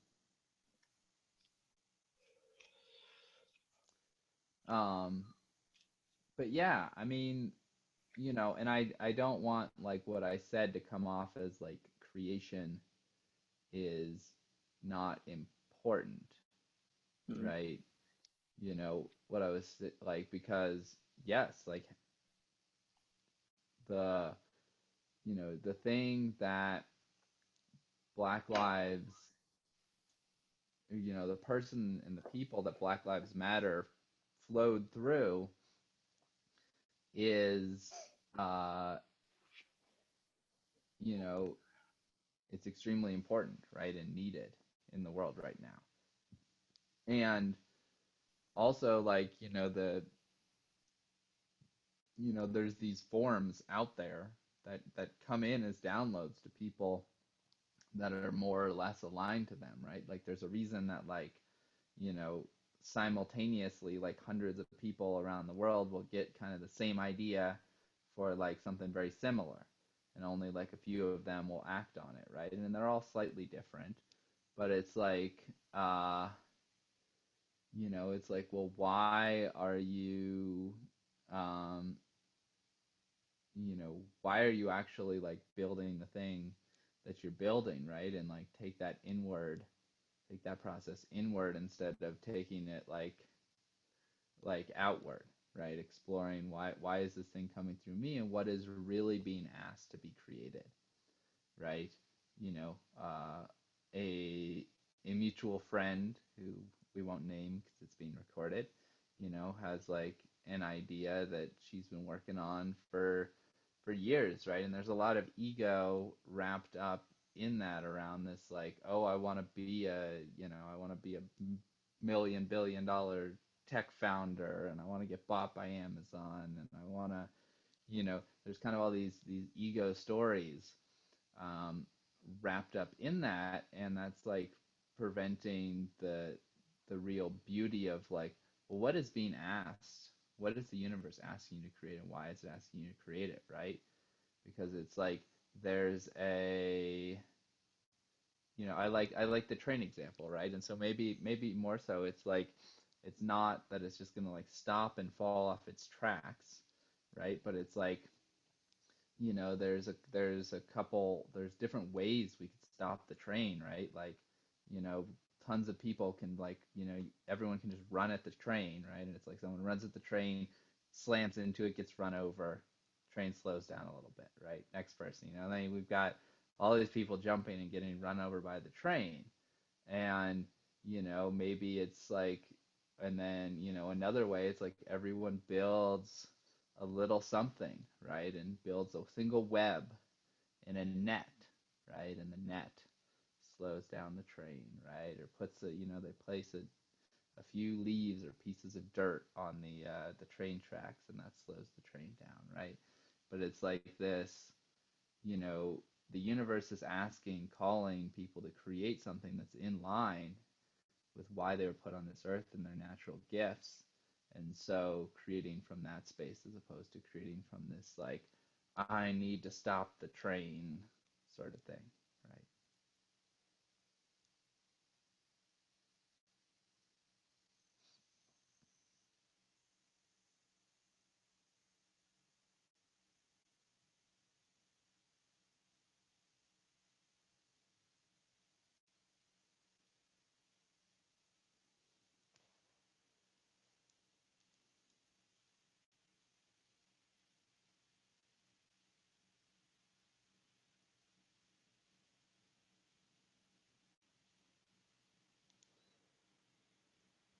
You're muted. I am muted. My dog was having a go with the squeaky toy, and I figured I would save everyone that, particularly you and myself. But like at first, I thought about, okay, well, that's exactly what we're exploring, and what we kind of have said that we do, that we're doing is like, well, what if she can't come into relationship with that what? But there's literally no capacity, or the capacity to come into relationship with that what is only through, let's say, cultural norms, or through social, whatever these, there's like some higher order principles that she's in a relationship with, but they're not quite of the frequency that either is possible for her or that's actually of service to the larger whole. As an example. Yeah. And so that relationship between, um, let's say embodied skill and talent and higher order, uh, you know, um, like a higher order ethos, maybe the highest Yeah. order, or these entities, is a really particular posture of positioning. And so every time we try to get people to be able to do that themselves, it may actually be a misapplication, of the archetypal role that is present in either ourselves or our dynamic. As an example, um, How so? and, teaching her how to become, let's say, a shaman in order to be in relationship with the higher order form so that she can go out and then do the thing that she thinks she wants to do is it's a very particular direction to take someone in. Um, Yeah. there has to, which almost every, this isn't exactly true, but like in some way our ethos sprints have been not quite that, because they have been more us playing that role of facilitator shaman. Um, at the same time, there's been like a sense of like, uh,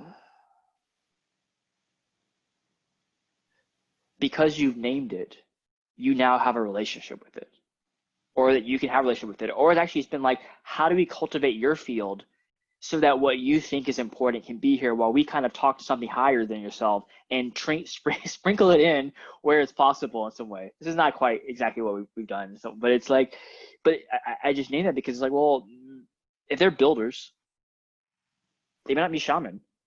If they're founders or they're techies or they're writers, they could be shaman in their own right, but they may also not be shaman.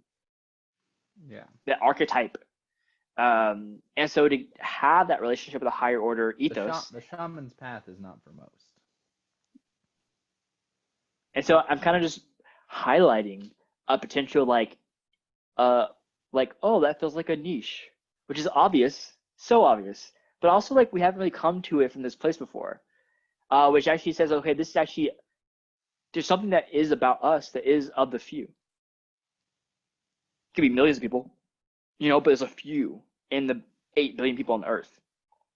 So lots of builders, lots of people who are oriented toward to want to build something, and we can look at the degrees in which they're able to do that, and the degrees in which they're able to be in a relationship with higher order principles, and even noticing that, like, okay, someone could be like deeply in relationship with an ethos, but have a real big challenge of bringing it into form. What? That doesn't sound likely. uh, but it's also a distinct shamanic problem, possibly. I don't know, right? Because there's some kind of disconnect between the material and the immaterial, or between the ethos and the archetypal forms. And I'm just kind of feeling into that. Like, uh, do we want to have people, a train's coming, a kid's on the track, this was the example was, and something needs to save the kid. Okay, well, if everyone is bringing in sticks and twigs and piling them up one by one so we can collectively have a part of this change, like, that may not be the best solution either. Just like throwing your body at the train to slow it down may not be the best possible solution. Maybe it's actually super important that, like, you have you have a superhero, or you build a wall, or have an inventor build something, or you just pull the fucking kid off the tracks. Like, someone bring me a pair of scissors, like, right? So there is a desire. The more hands isn't actually always a better solution either, and more people isn't also always a better solution either. Like, the most right solution for the circumstances of the problem and the magnitude of the change that's needed in order to have an impact, um, having the right people uh, with the right skill sets to create the right solution in the right way within the right time, which sounds like a lot of like rightness and wrongness, but I don't mean it in that way as much as it is like, uh, I wonder if there's an archetype to that form. Well, I want to respond to something else if that's okay. Um, Yes. because what I was trying to point to with my example was that there's a certain degree of human arrogance that is occurring in thinking we know how to stop this train, right? And so I just threw up some very, they were just random examples, but the idea is like if everyone does and operates in what in alignment with what they need to do on this earth, with the downloads that the universe is giving them for their particular creation, and taking to the degree that they can their ego arrogance out of play and creating that, then all of these things will come together in this beautiful, mysterious, synchronized way to naturally stop the train. Right? So I'm not saying it's like, oh, well, I'm up here and I'm seeing, okay, you put a twig on, you put a twig on, you put a twig on, right? And so it's like maybe the net's a better thing, right? It's like everyone just naturally does it, and then at the end they realize that we've woven a net, right? Um, so that was more to what I was pointing to.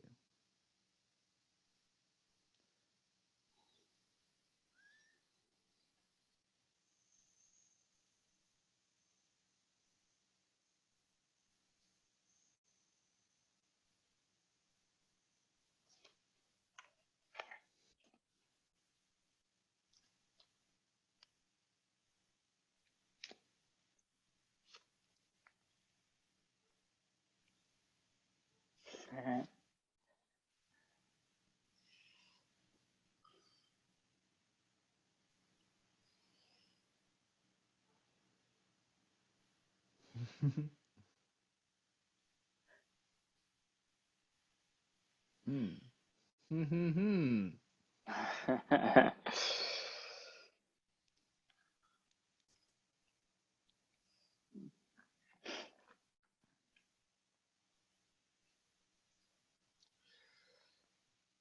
So, or do you have anything you want to respond? Hmm. Um, and so I do think that there is a, uh, there is a possibility of, you know, of moving through this process. Um, I guess the other thing I want to name too, which is interesting, is that it's both this uh, you know the purity in which something can come through is both a reflection of the person and of the society, right? I think social media is a really great example of this because everyone is aware of this. Like everyone knows that Facebook sucks. Like it's like, you know, it's these little dopamine hits interspersed with, advertisements interspersed with just like all this like weird like everyone knows all the things we don't like about Facebook, right? And like people have tried time and time again to build a better Facebook and like objectively they are better. Like they fix a lot of the things, but people don't adopt them because we want to use this shitty like kind of like self-destructive capitalist thing. So there's an element of like timing and society has to be right, right? If you came out with an iPhone in the 1800s, no one would have any context for it. Um, but I just wanted to name that. But then more so what you were speaking to is like I don't think everyone has to go like be a shaman to go on the shamanic hero's journey, right? Like everyone's doing that naturally. And all a shaman does, right? The shaman is the torchbearer, right? So they bring light and allow processes and states of being that allow people to go into these spaces and see a little bit more than what they would normally be able to see, right? And see this path. So you walk through the cave with them, right? We've talked about that. And so it's like, because I'm doing the shamanic hypnotherapy, right? And so like it's a deeply shamanic process, and like most of the people that I'm working with is, uh, they're not going to become shamans, but they're seeing huge benefits in their lives from going into the spirit world, from starting to work with the archetypes, starting to upgrade the archetypes, starting to work with guides, heal and resolve trauma, right? Like they're becoming more full human beings. And I think there's an up leveling of a new archetypal form of shaman, right? And the older paradigm is sort of like they do the work, right? It's like the shaman heals you, right? You go to the shaman and you just kind of sit there and they burn the incense and they shake the rattle and they go into the spirit world and they're like, oh shit, like this piece of your soul is missing or you're being attacked by this brujo or whatever. I'll fix it, right? And they fix it and and then they go in the spirit world and they get vision and they say, okay, tribe, this is where we need to go, right? And so that's the old like uh kind of like power holder, like holding the secrets, holding the wisdom, the lineage, like This is very specialized shaman. And I think there's a new paradigm of it, of like someone that can just like walk with you, as I was speaking, walk with you in the cave, hold the torch, allow you to go deeper into your process, um, that you're already naturally going through, but give you a little bit of that courage to face the demons, to move through the cave, to explore, to keep you on track. And so it's like it's a little bit more of this co-creative process, and uh, like I think it's a journey that most people can go through. Maybe not most people, but that a large number of people can go through. Anyone who's open and willing to this self transformational experience, right? Like you're not going to be able to get Donald Trump to go on to go into the cave, because he's going to take one look at that cave from 100 miles away, shit his pants, and go back to tweeting, right? Like that inner work just scares him, right? Like terrifies him. But, and there's a lot of people that are there, but there's also a lot of people who are really ready for that process. And so it's not about like that, oh, they have to be a shaman to go through this, or that we have to like do it for them. It's like this process that we can walk with them on. That's how I see it.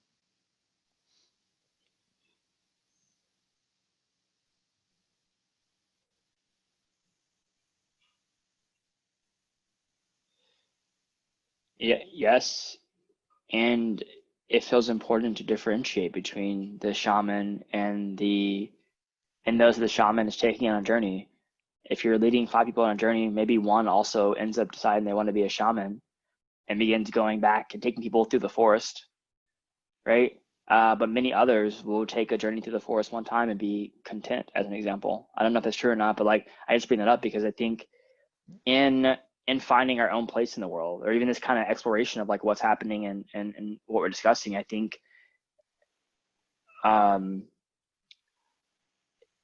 if we're facilitating a relationship with the what, and we do it in a way, I think where you're very right, where it's about continuous learning. We're not trying to hold on to the knowledge, and we're not trying to keep everything to ourselves. We're not trying to do everything in isolation. There's a very different way of working, and also that claiming at the time in the ways that feel right, that archetypal role uh, could be significant to even being able to have a right conversation or to approach work in a meaningful way. So facilitators facilitators and shaman may have a lot of similar characteristics. But to say I'm a facilitator or I'm a consultant is very different than saying I'm a shaman. And you could be a shaman as a facilitator and not need to wear the title of shaman. But I think archetypal a facilitator is just it's a different archetype. Or maybe it's the same, maybe it's a shaman on somewhere else on the spectrum. But there's something about that that's really um, particular. I think about We Are Open Circle and how they blend ceremony into, non-ceremonial in a very non-ceremonial way. Like it's all ceremony, but in making everything ceremony, or by making it by not invoking a very particular spirit, or by not having an altar that has a very clear-cut deity on it. It's a very different experience. Without that deep relationship to a higher order spirit and more just like representation of the current energy field and moving or navigating with that, you're actually making it's a distinct form of that type of work, I think. Yeah. Here, I want to pull up something really quick. See if I can find him briefly.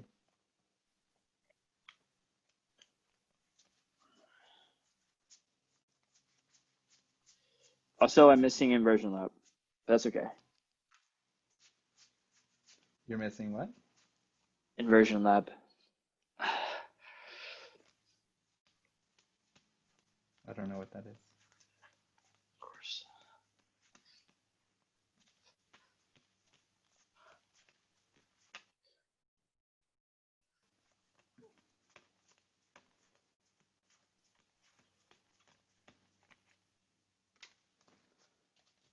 So if we're looking at archetypes, we've actually got two in this deck that you gave me, right?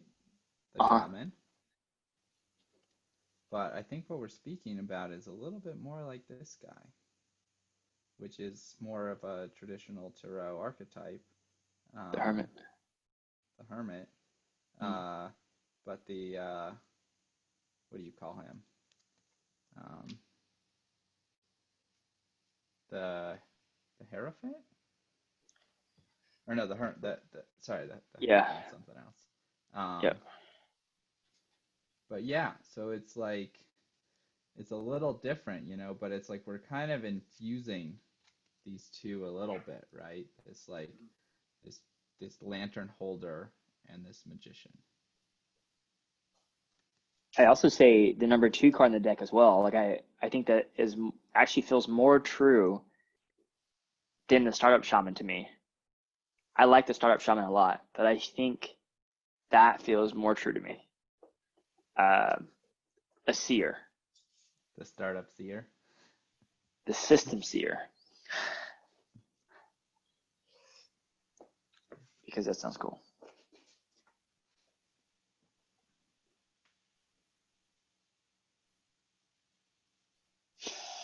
Um, yeah, the Hermits come out a lot. Actually, the reading that I cleared out to come here was the movement from the Princess of Discs to the Lovers to the Hermit. Um, so a little foreshadowing. That's where we ended up. But that was the reading that was on the altar before I pulled the cards off to do this. Mm-hmm. And so the Prince of Disc came out again.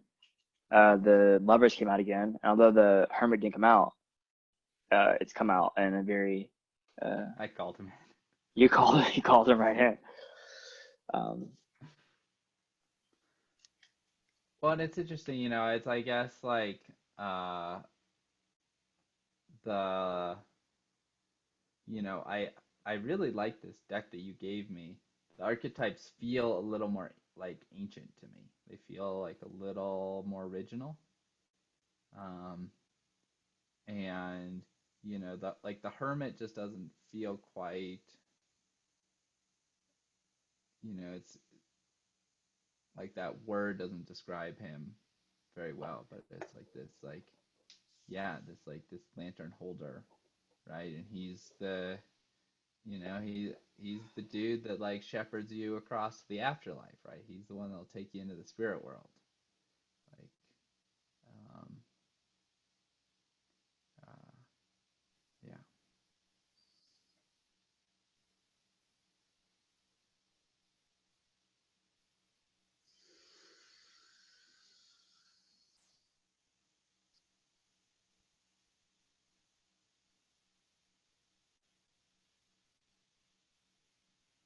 you want to check out?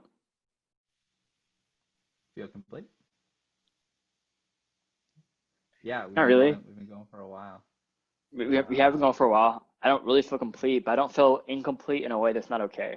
I feel incomplete in a way of like, um, um, like I have a lot of questions. Particularly, I'm looking at okay, well, what archetypal form like does this identity want to take? Like, I love the Startup Shaman, and I think that's a really good one to sustain for a while. I think it's really good practice and polarity. But then I look at the idea that, well, is that really what like I'm not doing a lot of like shamanic in a cave holding a bunch of ceremony. It's not really my naturalness, to be quite honest. It's a practice, but it actually I think what I took from this is kind of my checkout right now, but also just recapping like there is something very particular, a very particular space we hold. And the archetype of the shaman as like a bridge or a speaker to the invisible and making it visible is really helpful and feels very true and right in some ways. Um, but there's a closeness of that ethos and how it comes into form that's really important. And words are one of those ways. And so the name that you name it is just, it's just important. It's one of the first forms it's going to take. And so in some ways, we talked about too, like my own embodied relationship to form, ethos coming into form. So like my ethos and my form, and then how that is amplified or radiates out into the world. And looking at the patterns or that as a system that I can understand a larger context to, maybe scaffold, maybe move with integrity, these kind of things. But there's this possibility that's there. But I kind of leave here feeling like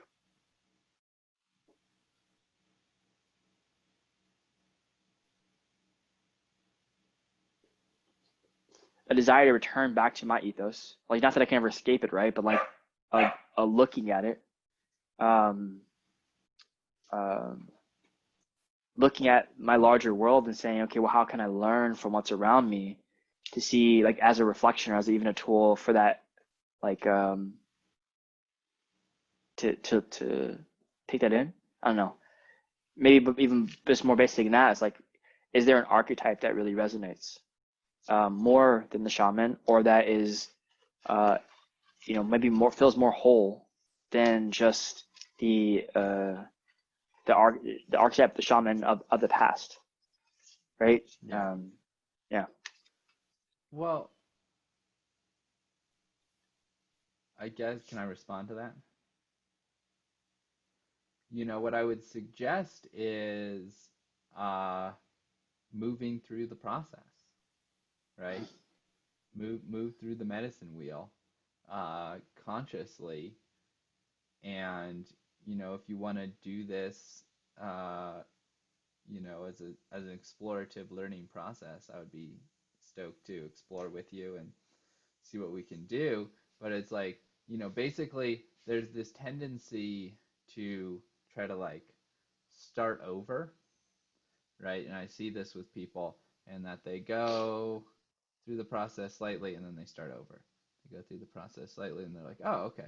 And they start over. And they never actually do a whole circle. And so what you're talking about is you're like, okay, I tapped into my ethos, right? I got as good of an idea as I could. And then that formed into the startup shaman. I said, this is the form manifestation of this archetype that I'm working with, right? And then you've been running that and you've experienced some wounds, right? You're like, this doesn't feel totally in alignment. So you made it to here. You're like in the storm. And so this is the part particular. It's like the storm and the death are like that half of the medicine wheel. Those are the parts where it's like the tendency to pull out and just start over is strongest and easiest, right? But it's like dive into that. It's like, okay, what does that wounding reveal about, you know, my my understanding and my ability to engage with this archetype, right?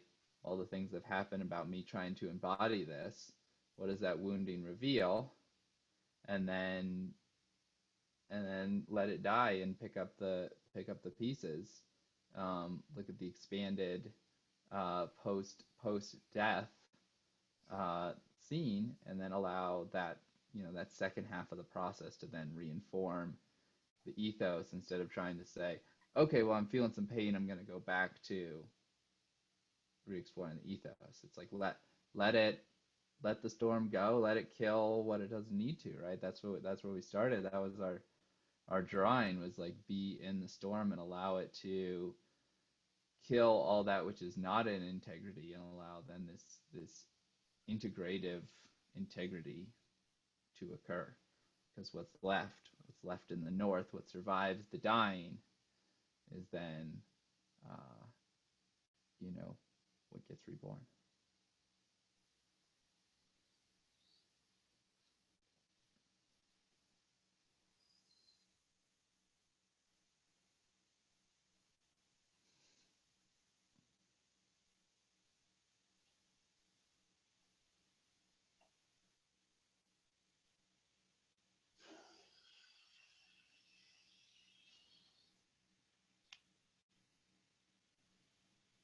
You want to respond or are you good? Mm, I'm good. That was Cool. good. Uh, um, yeah. For my checkout too, it's like I feel incompletely complete as well. Um, it's like it's good. Like I'm wanting more, and I also feel like we covered a lot, and it's good just to like let it be. And again, similarly with last week, it's like the patterns are starting to come together, and we're starting to see some thread, and it's also this like we're kind of in it and can't see what's happening in this process, and that's okay. Uh, so yeah, thanks for showing up.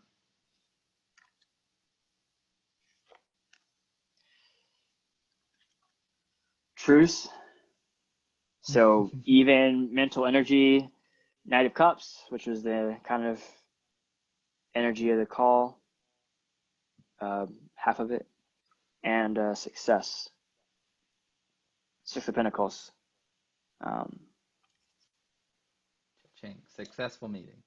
I'll take it. Successful group. um, cool. Do we have some kind of way to close out? Want to take us out, Peter? um, I normally just read tarot, so I figure I'd just try to switch it up and let you do something. yeah. Well, I mean, we've always just done like a checkout as well, which we kind of did. Um,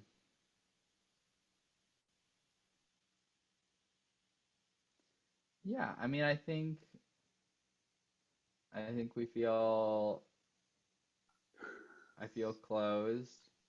Um, what's coming up is uh, if we can ask a question, it would be good to leave it with a question that we can circle back on next one, but some wondering that's going to allow us to continue to sit with the mystery and allow it to evolve. So that's how I'd like to close it.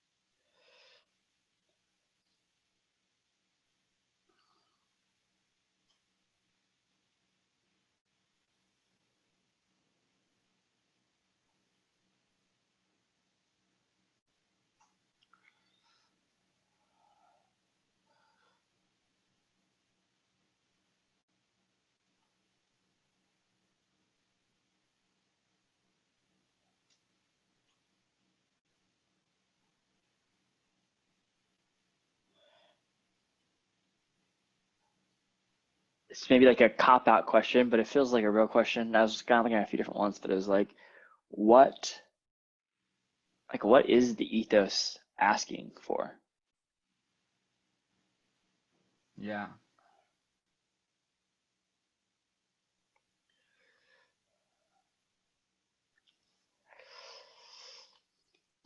Uh, what do you mean by the ethos in that statement? Oh, Question. I guess I meant by um, what I mean. There's something that the entity that I'm in relationship with. I'm asking what does it actually want? Like what does it actually ask you for? Not so much like in this kind of responsive dialogue I have with it, but maybe more in a overarching question. Like right now, we've kind of been a lot of the mental, and maybe even some of our own emotional space of figuring out what's happening here, but actually having the question to beyond us, asking out and saying well, what do you want? What are we gathering for? What are you trying to communicate to us? Maybe inviting the third in. Not that Yeah. it's not present, but it's a more direct reference to it. Yeah. I like that. I like that. What I was thinking about and what I was starting to see was, again, it's like unconsciously, like we're on this process on our own, right? Like we can't get out of it, right? It's like it's meta, meso, micro, macro, whatever. It's all the M's. Uh, but it's like I'm like, okay, if like for some reason we picked five, right? One, two, three, four, five, right? Mm. And so it's like if we look at that as like, okay, we started by creating form factors, right? We're like, okay, this is kind of like, hey, what are we doing? Oh, we're exploring shamanism and magic and business. And then today we started diving into like kind of the storm and like the wounding and all the ways in which we've struggled and to work with clients, to work with businesses that um, uh, that other people are struggling on this process, right? So we're starting to explore the wounds, um, and so I guess we're kind of doing the intermediate processes. So like I'm wondering if there's anything more about the the wounding that we need to explore in the gap time.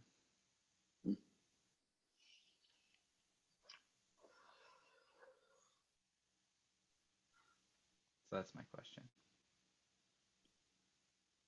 And so maybe we can, here we go. Maybe I can synthesize them, bring them together. So it's like, what about our experiences and our wounding and our, and our history and our, and our unique egos is how is that influencing and potentially blocking what this thing is actually calling for? That's the isn't that's the question of the West, right? Something like Yeah, we have the optimistic and the pessimistic version where we're blocking, but also could be like also like what is the because we talk about how the wound is also the purpose. that. So Yeah. I want to create the space for that to be looked at from both perspectives, or for the opportunity for that to be kind of not glazed over and like but like to be honored in its purposeness as well. Well, yeah, I guess it's like why is the wounding, what about the wounding reveals why this thing is shown up in this form? Mm-hmm.